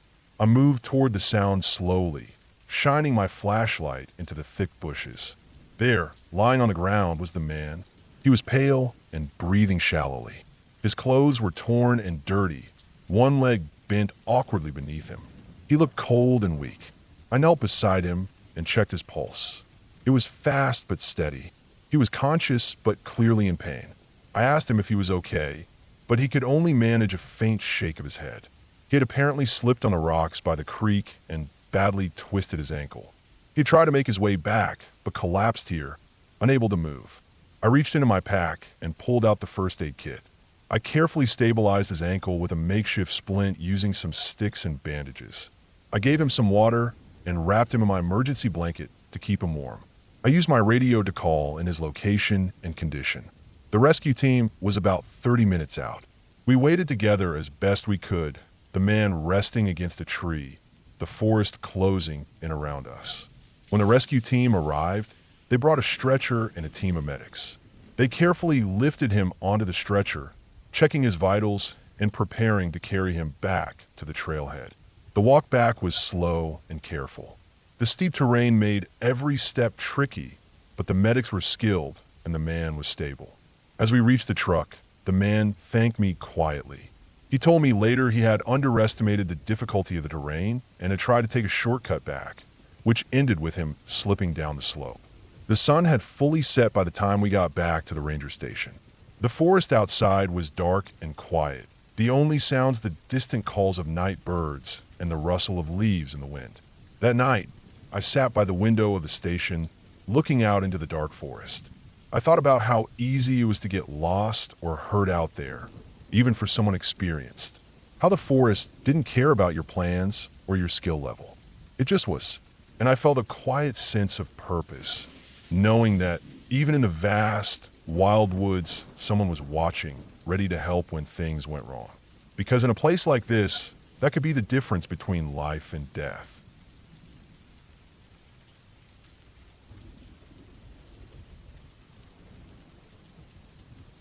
I've been a park ranger for nearly 8 years now, working in a large national forest that spreads out over hundreds of thousands of acres.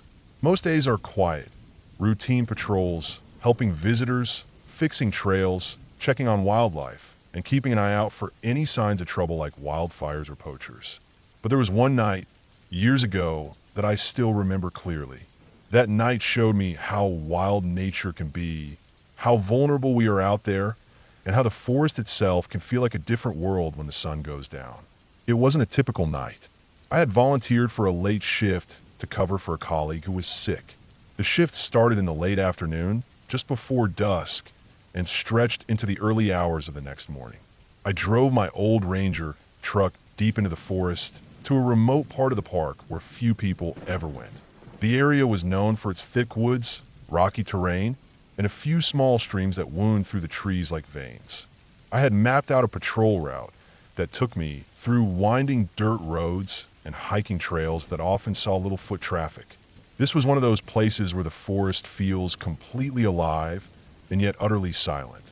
The day had been hot and dry, a summer day nearing the end of July.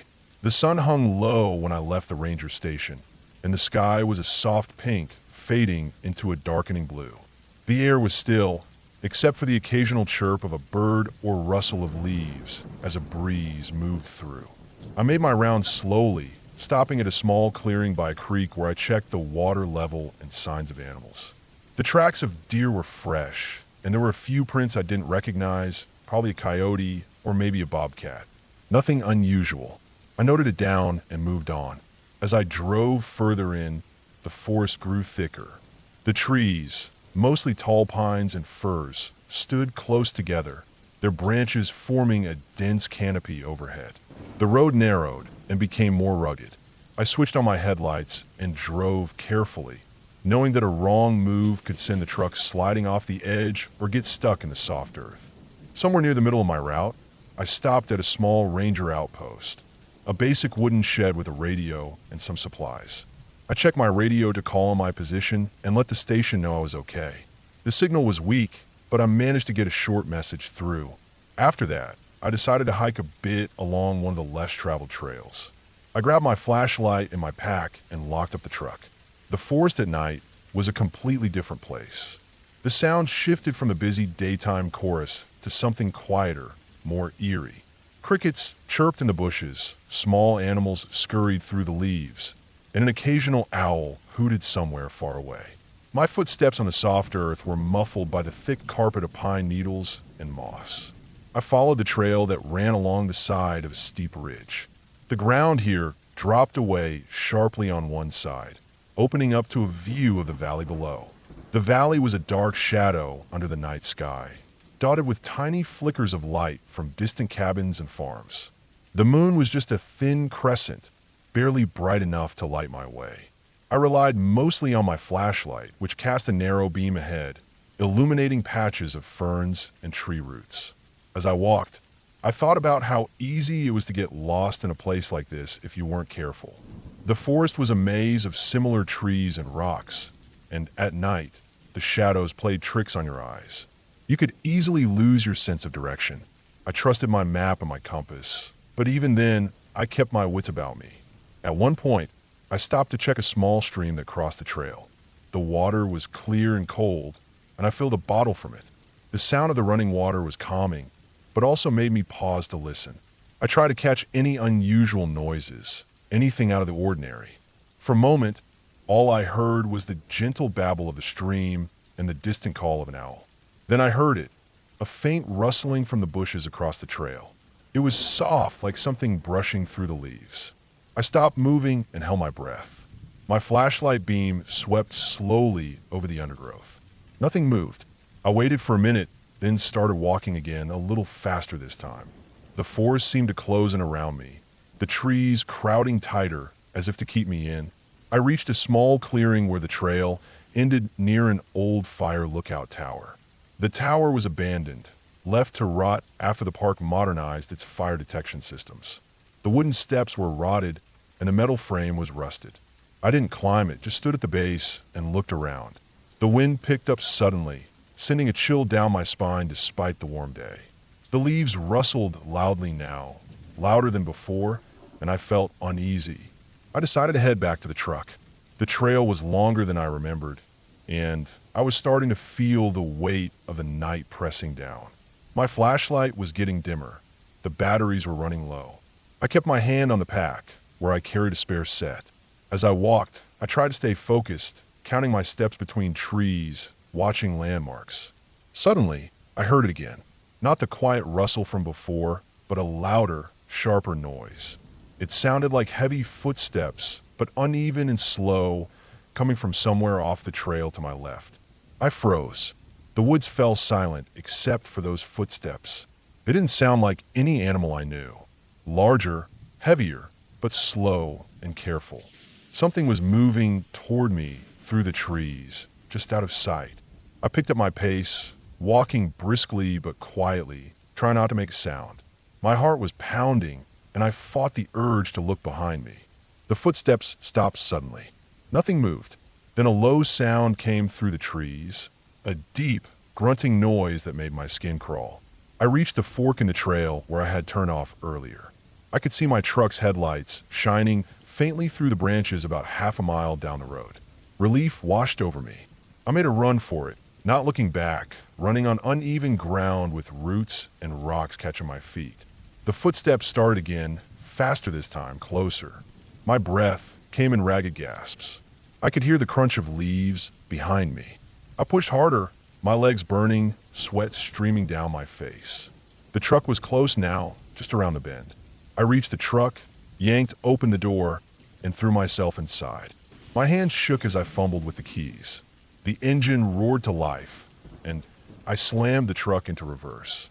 Tires spun on loose dirt as I backed up quickly, then shifted into drive and sped forward. The truck's headlights cut through the dark, and the sound of footsteps faded behind me. I didn't stop until I reached a main dirt road that led back to the ranger station, a good 20 miles away. I called in over the radio and reported what I'd heard, what I thought I'd seen. Back at the station, I checked the area the next day with a couple of other rangers. We found fresh tracks, large, heavy footprints that weren't from any normal animal in the park. They led deep into the forest and then disappeared near a rocky outcrop. We found no signs of anyone camping or camping gear.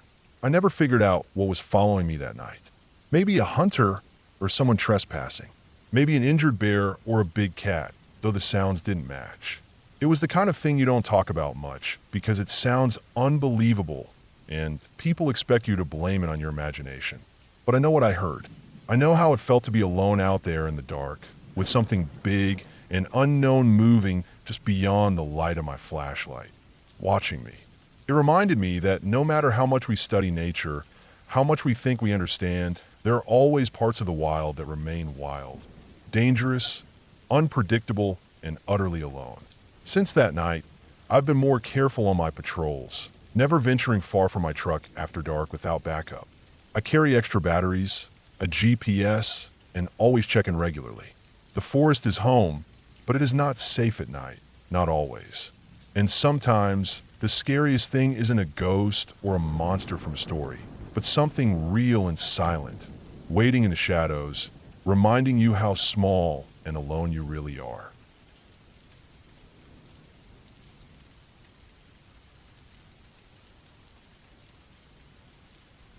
I was on a late summer patrol in a pretty remote part of the park that summer. This area was thick forest, a stretch of about 20 square miles that was known to be one of the wildest sections. No paved roads, no cell service, just dirt trails and thick trees. The kind of place where you feel like the trees are watching you and you are the one out of place. The rangers usually didn't go there unless something serious came up, but that day I was covering for another ranger, so I had the job. The day started like any other. I got up early, packed my usual gear, first aid kit, water, maps, compass, radio, food, a flashlight, and my trusty knife. I put on my boots, heavy-duty pants, and the usual ranger shirt with patches on the sleeves. The air was still cool, and the sky was clear blue. No signs of storms, just the usual summer heat building as the day went on. I loaded up the ranger truck and drove down the gravel road that leads into the backcountry. The deeper I went, the quieter it got. I could hear birds, the wind rustling the leaves, the occasional snap of a twig under my boots, but no human voices, no cars, no signs of people. This part of the park was one of the few places where you could go and not hear or see anyone for hours. I parked the truck at the last ranger station, a small wooden shed with a radio and some basic supplies. From there, I started hiking in. The trail was narrow and rough, covered with roots and rocks, the ground uneven. The trees were mostly pine and fir, tall and thick, their branches forming a canopy that blocked out most of the sunlight. The forest floor was damp and smelled of moss and earth. I was heading toward a known camping area deep inside the forest, where some hikers were reported to be camping illegally. That was the usual kind of call for rangers, people breaking rules, not following the leave no trace principles, or sometimes worse, starting fires or leaving garbage. The hike took me about 2 hours to reach the camping area. I walked slowly, watching for any signs of people or disturbances. The trail got narrower and steeper as I climbed. The forest was dense and the silence was thick. The only sounds were the occasional call of a distant bird and the crunch of leaves under my boots. When I got to the clearing where the campsite was supposed to be, I noticed something immediately wrong. There were no tents, no campfire, no trash. The place looked untouched. But that didn't make sense because the report came in just a day ago. I circled around, checking the trees, looking for any tracks or signs. That's when I noticed something else, a set of footprints in the mud, heading away from the campsite into the thick forest. The prints were fresh, maybe just a few hours old. I followed them carefully, keeping my radio close. The footprints were not regular hiking boots. They were bigger, with a sole pattern I didn't recognize. The trail was faint but steady, leading deeper into the woods where the trees grew even thicker. As I moved deeper, the forest seemed to close in on me. The light dimmed under the heavy canopy. The air grew cooler and damper. The smell changed, too, from fresh pine to something earthy and heavy, like wet soil and decaying leaves. I stayed alert. I wasn't alone anymore. Whoever had been here wasn't just a careless camper. The footprints suggested someone bigger, stronger, maybe someone used to being out here. The trail led me to a small creek cutting through the forest. The water was clear but cold, running over smooth stones. The footprints stopped at the edge of the creek. I scanned the other side but saw nothing.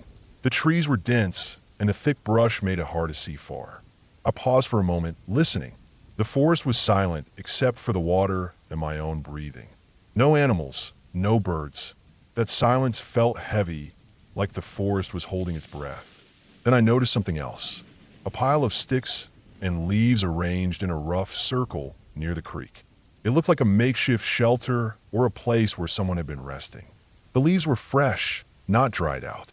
Nearby, I found a worn backpack, torn and dirty, with some cans of food and a half-empty water bottle inside. No sign of the owner, though.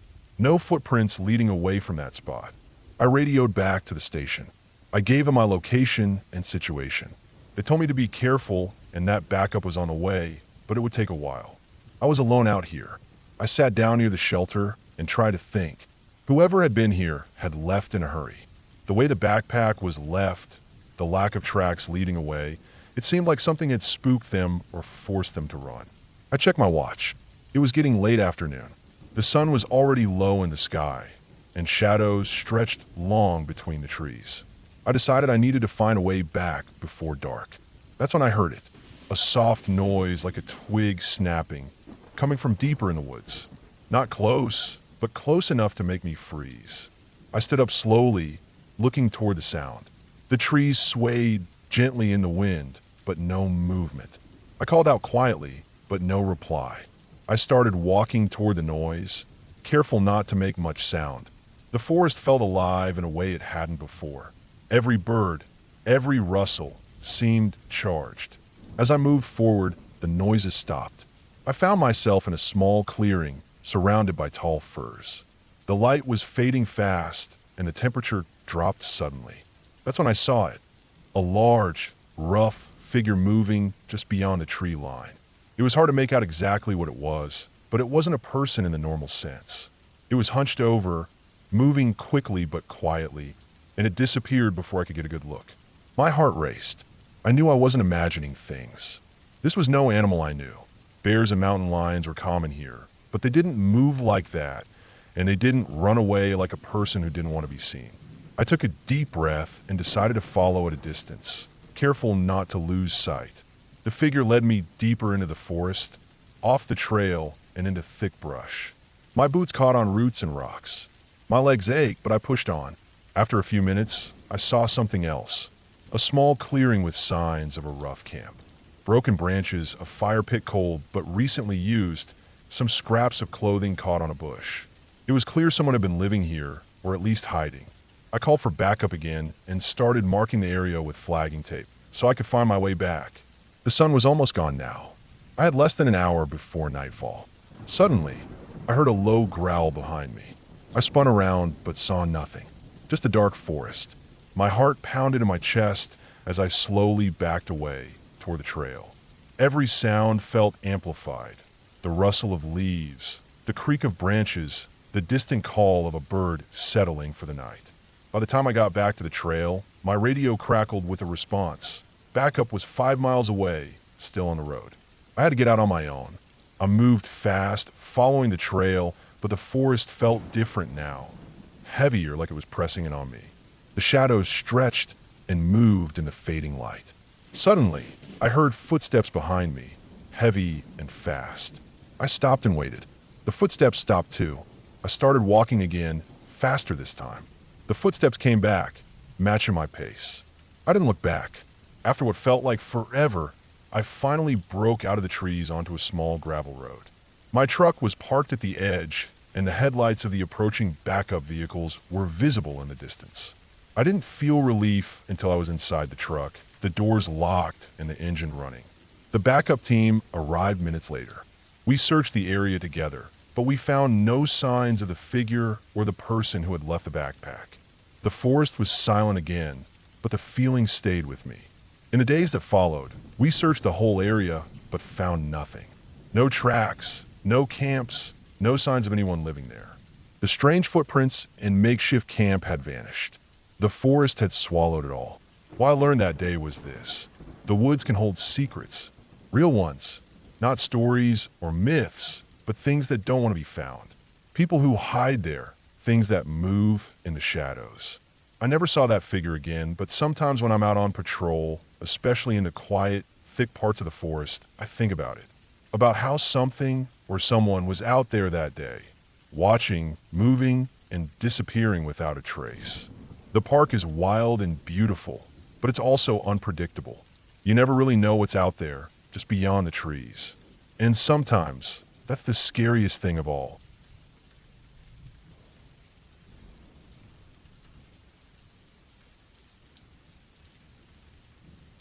It was late September when the weather started turning colder. The kind of cold that wasn't quite winter, but made you pull your jacket tighter around your shoulders first thing in the morning. I was working as a park ranger in a remote forest preserve deep in the northern mountains. Thousands of acres of dense woods, old pine and fir trees crowding together so tightly you could barely see the sky. The forest floor was a thick carpet of needles and moss, and the air always smelled sharp and clean. The preserve was huge, mostly untouched wilderness, with just a handful of trails carved through it. Visitors were rare that time of year, mostly hunters, hikers, or fishermen trying to squeeze out the last bit of good weather before snow made the area impossible to reach. My job was to patrol the trails, check on campsites, keep an eye on wildlife, and make sure people followed the rules. Simple stuff, usually peaceful. I had been working that park for almost 2 years now, so I knew every inch of it, or at least I thought I did. There was a small ranger station near the main entrance, a couple of cabins for staff, and a maintenance shed. Beyond there was forest as far as the eye could see. We didn't have cell phone service in most of the park, only a radio system with limited range. It was easy to feel cut off from the world out there. That morning, I had started my usual patrol route just after dawn. The sun was barely up, and a thin fog hung low over the meadows. I got in a ranger truck, a beat-up old Ford with scratches all over from branches and rocks, and headed down the gravel road that led deeper into the forest. I checked the usual spots, the picnic areas, trailheads, and a small lake popular with fishermen. By late afternoon, I was on the far side of the park, where a narrow trail followed a creek that twisted through a steep canyon. This part of the preserve was less visited because the trail was rough and not well marked. The woods were thick here, and the steep slopes made it hard to get around. I liked it though. Quiet. Wild. As I walked along the trail, the sound of the creek rushing over rocks was constant. I could hear birds, but they were sparse. Something about the late season made the forest feel empty. The leaves on the trees were mostly brown and yellow now, starting to fall, and the ground was soft with wet leaves. I was checking on a backcountry campsite that hikers sometimes used. When I got there, the fire pit was cold and full of ash. No trash, no footprints other than mine. It was clear no one had camped there in weeks. That didn't surprise me. As I turned to leave, I noticed something odd. About 10 feet off the trail, Just at the edge of the trees, I saw a pile of clothes. A jacket, some pants, and a pair of boots. They looked worn, like someone had just taken them off and left them there. I didn't like the feeling I got seeing them. It was strange for clothes to be lying out in the open like that without any sign of a person nearby. No backpack, no gear, nothing else. I picked up the jacket to check it out. It was muddy and smelled faintly of sweat. I glanced around but saw no one. No tracks. The ground around the pile looked undisturbed, except for the faintest indent where the clothes lay. My mind started racing. Maybe someone had been here, maybe they had fallen ill or hurt themselves and left their clothes behind. Or maybe someone was hiding nearby, watching. I put the jacket back down carefully and decided to call it in over the radio. But as I reached for my radio, the batteries crackled and died. I'd forgotten to replace them last week. Great. Now I was out here alone, no way to call for backup, no phone signal in the middle of nowhere. I shook off the feeling. Probably nothing. Just some lost gear left by a careless hiker. Still, I decided to keep an eye out on the way back. As I retraced my steps along the trail, I noticed something else. Broken branches along the side of the path. Small, snapped-off twigs like someone had brushed through the bushes recently. I stopped and looked closer. The broken branches led off the trail, heading downhill toward the creek. I didn't want to follow at first. It felt like trouble, but I couldn't just ignore it. I carefully stepped off the trail and followed the broken branches. The forest floor was slippery and uneven, but I kept going, stepping over roots and wet rocks. After about 50 yards, I reached the creek bank. The water was fast and cold, tumbling over boulders. Near the edge, I saw footprints barefoot, small, like a woman's or a child's. They were wet and muddy, as if someone had recently stepped in the water. That sent a chill down my spine. Why was someone barefoot in this part of the park? It was too cold for someone to wander without shoes, and this was deep wilderness. No one should be out here like that. I scanned the area. The trees were dense, but I thought I caught a glimpse of movement, something ducking behind a tree on the other side of the creek. I called out, but my voice was swallowed by the forest. No answer. The sun was beginning to set. I had to get back before dark. I made a mental note of the footprints and the clothes and started heading back toward the trail. The walk back was uneasy. Every crack of a branch, every rustle of leaves sounded too loud. I kept looking over my shoulder, half expecting to see someone following me. The forest felt alive and watching. When I got back to the ranger truck, I climbed in and locked the doors. I turned on the radio, but it was still dead. I sat there for a minute, trying to calm down. I decided to check the nearby patrol cabin, about 2 miles down the road. It was an old building, rarely used, but it had a satellite phone for emergencies. I started driving down the rough road, headlights cutting through the growing darkness. About halfway there, the truck sputtered and died. I hit the ignition again, but nothing. Battery was dead, or the alternator had failed. I was stuck. I grabbed my flashlight and stepped outside. The night was quiet, colder now. I thought I heard something moving in the trees. Branches snapping, soft footsteps. I walked around the truck, shining my light into the woods. Nothing, just shadows. I tried to stay calm. I told myself it was probably a deer or some other animal. I pulled out my survival gear, extra batteries, a fire starter, a small knife. I didn't want to be stuck here all night. I decided to hike to the cabin. It was still a couple of miles, but at least I'd have shelter and communication. I started down the road on foot. The forest was pitch black except for my flashlight beam. The trees towered over me, branches creaking in the wind. About 15 minutes into the hike, I heard a strange sound. Not an animal, not a bird. It was a low, heavy breathing. Close by. I froze. Held my breath. The breathing stopped. I kept walking slowly, shining the light around. Then I saw it, a shape moving behind a large pine tree, just at the edge of the light. I called out again, hoping it was someone in trouble. No answer. I walked closer, and suddenly the figure bolted into the forest. I chased for a moment, but the thick brush made it impossible to keep up. I stopped, breathing hard, heart pounding. I didn't know what to think. It was a person, but who? What were they doing out here? I tried to follow their tracks, but lost them in the leaves. I kept walking toward the cabin, nerves on edge. When I got there, The cabin door was unlocked. I went inside, locked it behind me, and sat down. I turned on the satellite phone and called my supervisor. I told them about the clothes, the footprints, the figure in the woods, and my truck breaking down. They said they'd send help first thing in the morning. I spent the night in the cabin, listening to the wind and the forest sounds. Every snap and rustle made me jump. I thought about what I had seen. Someone was out there, lost or hiding, maybe hurt. The next morning, my supervisor and a small search team arrived. They brought a new truck, and we went back to the spot where I found clothes. We searched the area thoroughly. We found more footprints, some torn fabric caught on branches, and finally, near a small cave by the creek, we found her. A young woman, cold, dehydrated, and injured. She had been out there for days, barefoot and lost. She had gotten separated from a group during a hiking trip. Hadn't told anyone because she was scared. She was weak but alive. We got her back to the ranger station where medics were waiting. I felt a huge relief. After all the fear and uncertainty, it turned out to be a simple rescue. That experience stayed with me. It reminded me that the wilderness is unforgiving and people can disappear out here without a trace.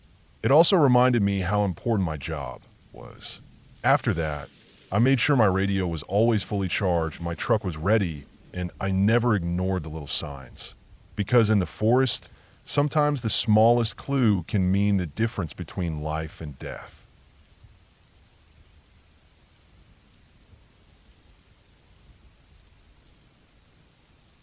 I work as a park ranger in a large wilderness area known for its dense forests, rocky ridges, and miles of trails that get little use except from the occasional hunter or backpacker. It's the kind of place that feels empty, even in the daytime. At night, it gets quiet in a way that can swallow up your thoughts, leaving only the sounds of the woods and your own heartbeat. This story starts with a call I got on a late summer afternoon. I was wrapping up a patrol near the ranger station when the radio buzzed to life.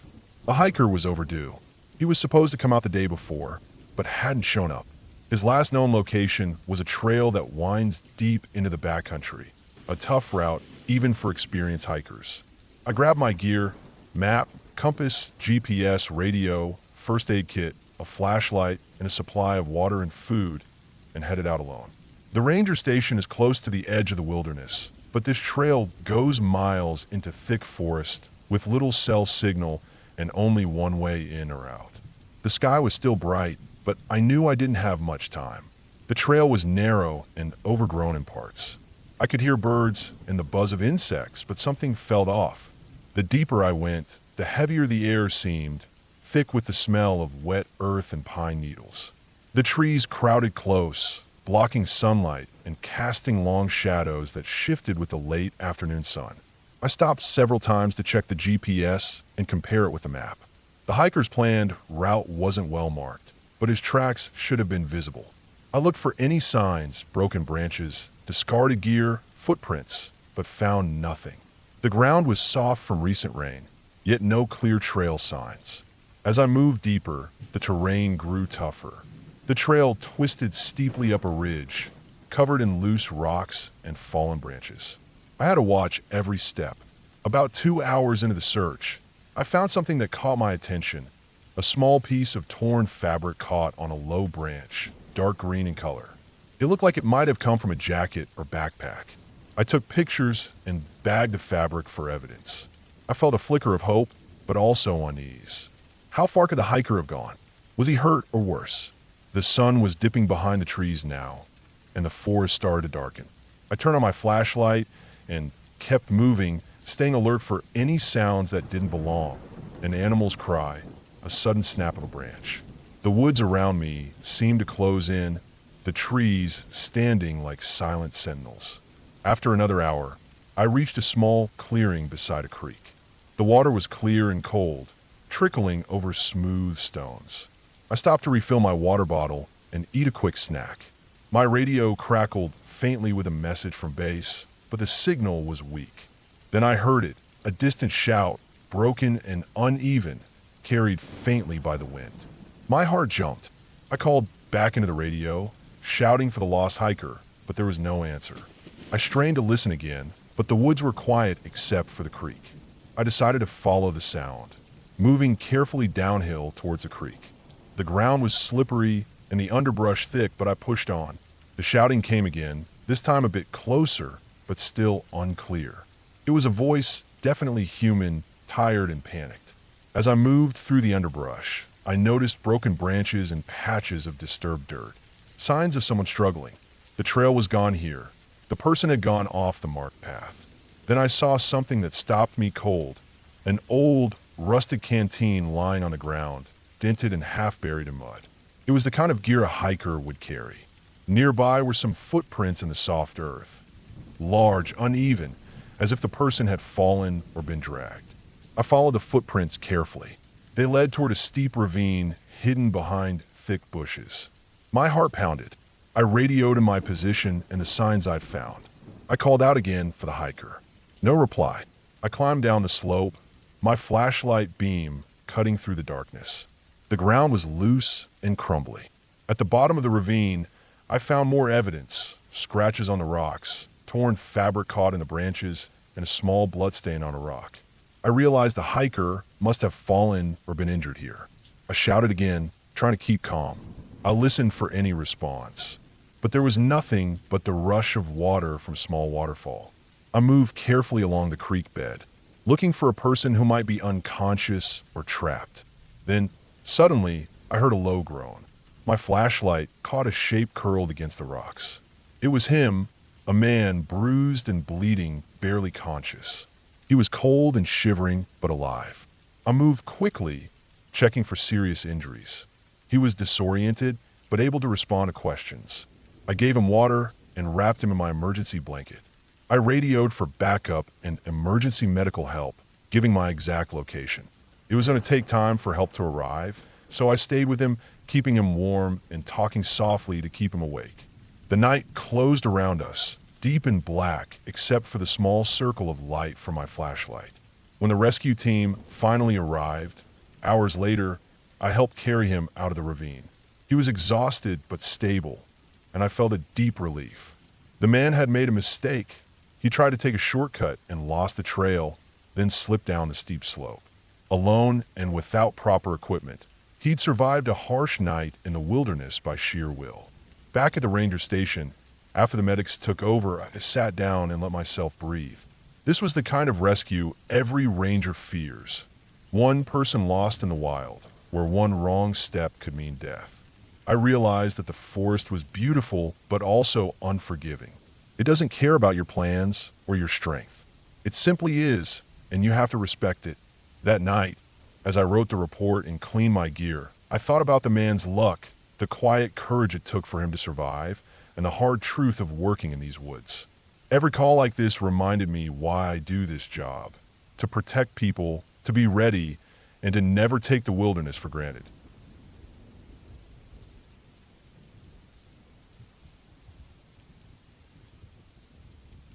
I was working as a park ranger at a large national forest in the western United States.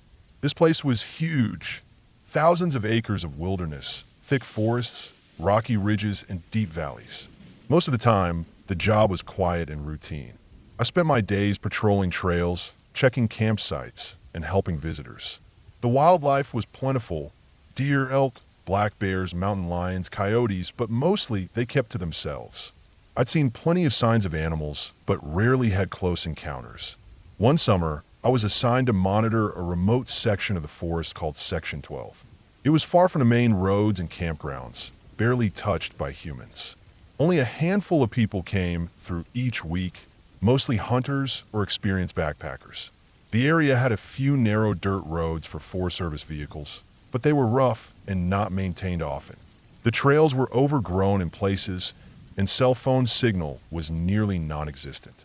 My job was to check on the old fire lookout tower in Section 12, inspect the fire rings at campsites, look for signs of illegal activity like poaching or off-road driving, and keep an eye on the forest health. The ranger station where I was based was a 2-hour drive away, so I usually spent a full day or two in Section 12 before heading back. One July morning, I packed my gear, a full day's worth of water and food, first aid kit, two-way radio, map, GPS, camera, binoculars, and some basic tools, and headed out of my truck. The sun was barely up when I left the station. The sky was clear, and the air smelled fresh and piney. I was excited for the day ahead. I liked working alone out in the wild. It gave me a chance to clear my mind and focus. The drive to Section 12 was slow. The dirt road was full of potholes and washed out spots from recent rains. I had to go under 20 miles per hour most of the way. After about an hour and a half, I parked near the trailhead that led up to the fire lookout tower. The tower was perched on a small ridge with a great view of the surrounding forest, perfect for spotting smoke or fires.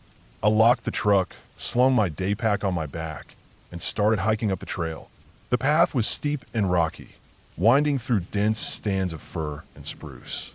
The forest floor was covered in fallen needles and branches, making my boots crunch softly with every step. The temperature was climbing, but the shade of the trees kept it cool. Birds sang overhead, woodpeckers tapping, jays calling, and the occasional hawk screeching. About 45 minutes later, I reached the base of the lookout tower. It was a metal structure about 30 feet tall with a small cabin at the top. The cabin had windows all around, many cracked or missing, but the tower still stood strong. I climbed the ladder carefully, gripping the cold metal rungs with my hands and placing my boots firmly.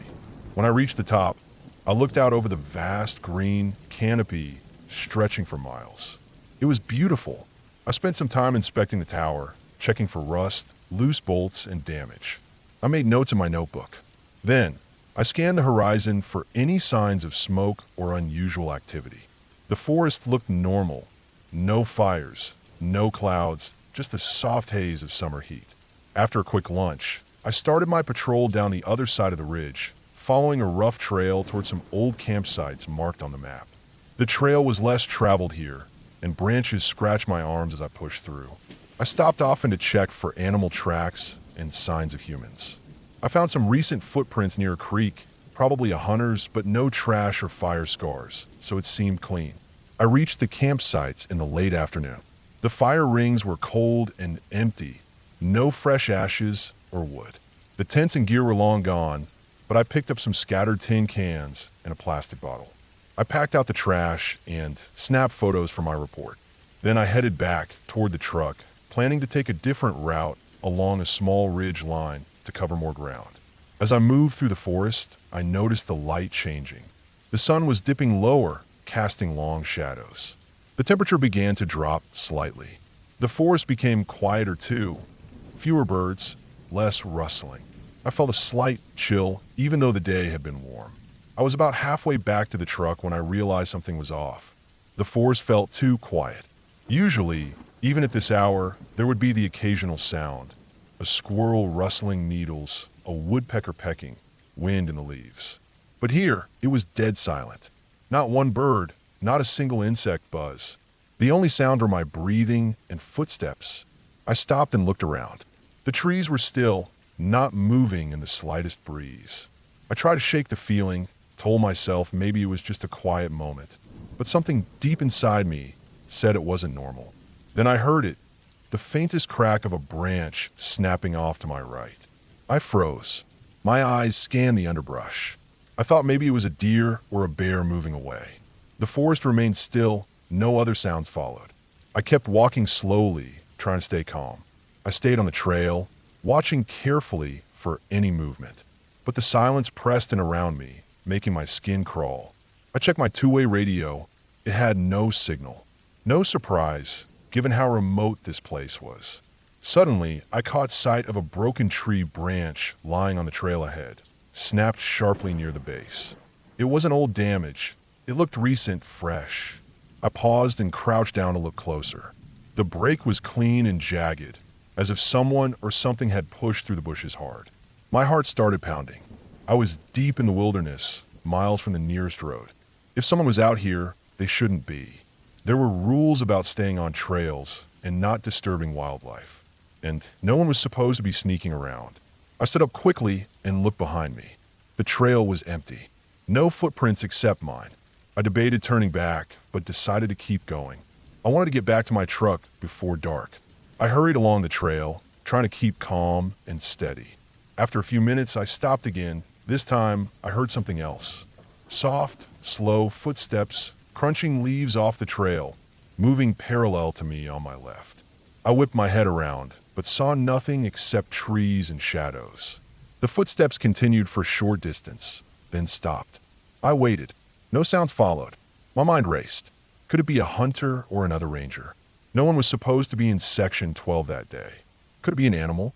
The steps sounded too heavy, deliberate human. I pulled out my flashlight and clicked it on, scanning the forest around me. Nothing moved. I whispered to myself to stay calm. I kept walking, eyes peeled, ears straining. I reached a small clearing and paused. The last light of day was fading fast. I needed to get out soon or risk hiking in the dark. Suddenly, I saw it, just for a moment, a dark figure standing at the edge of the clearing between two trees. My breath caught in my throat. I couldn't make out details. The figure didn't move. Then, before I could react, it vanished behind the trunks like a shadow, slipping away. I gripped my flashlight tighter, heart pounding. My first thought was to call for backup, but the radio was dead. No signal here. I considered running, but didn't want to trip or get lost. I stayed still for a moment, listening for any sound, but the silence returned. I started walking fast toward the truck, not looking back. The forest seemed to close in, darkening with every step. My nerves were shot. I kept reminding myself it was probably just someone else hiking or a hunter, but the feeling in my gut told me otherwise. After what felt like forever, I finally heard the crunch of gravel under tires ahead. The truck. I burst out of the trees and saw my truck parked by the trailhead, the last bit of sunlight reflecting off the windshield. I got inside, locked the doors, and started the engine. I checked the radio again. No signal. I stared at the empty forest behind me, heart still racing. As I pulled onto the road, I kept looking in the rearview mirror, but the dark trees swallowed the clearing hole. I called to my location to the station as soon as I got signal a few miles down the road. I reported the strange sounds and the figure I saw. They told me to stay put until a team could check the area the next day. That night in my cabin, I couldn't sleep. I kept picturing the figure in the clearing and the silence that swallowed the forest. There were no signs of other people found when the search team arrived the next day. No footprints, no camps, no evidence of anything unusual. The whole thing stayed with me for weeks.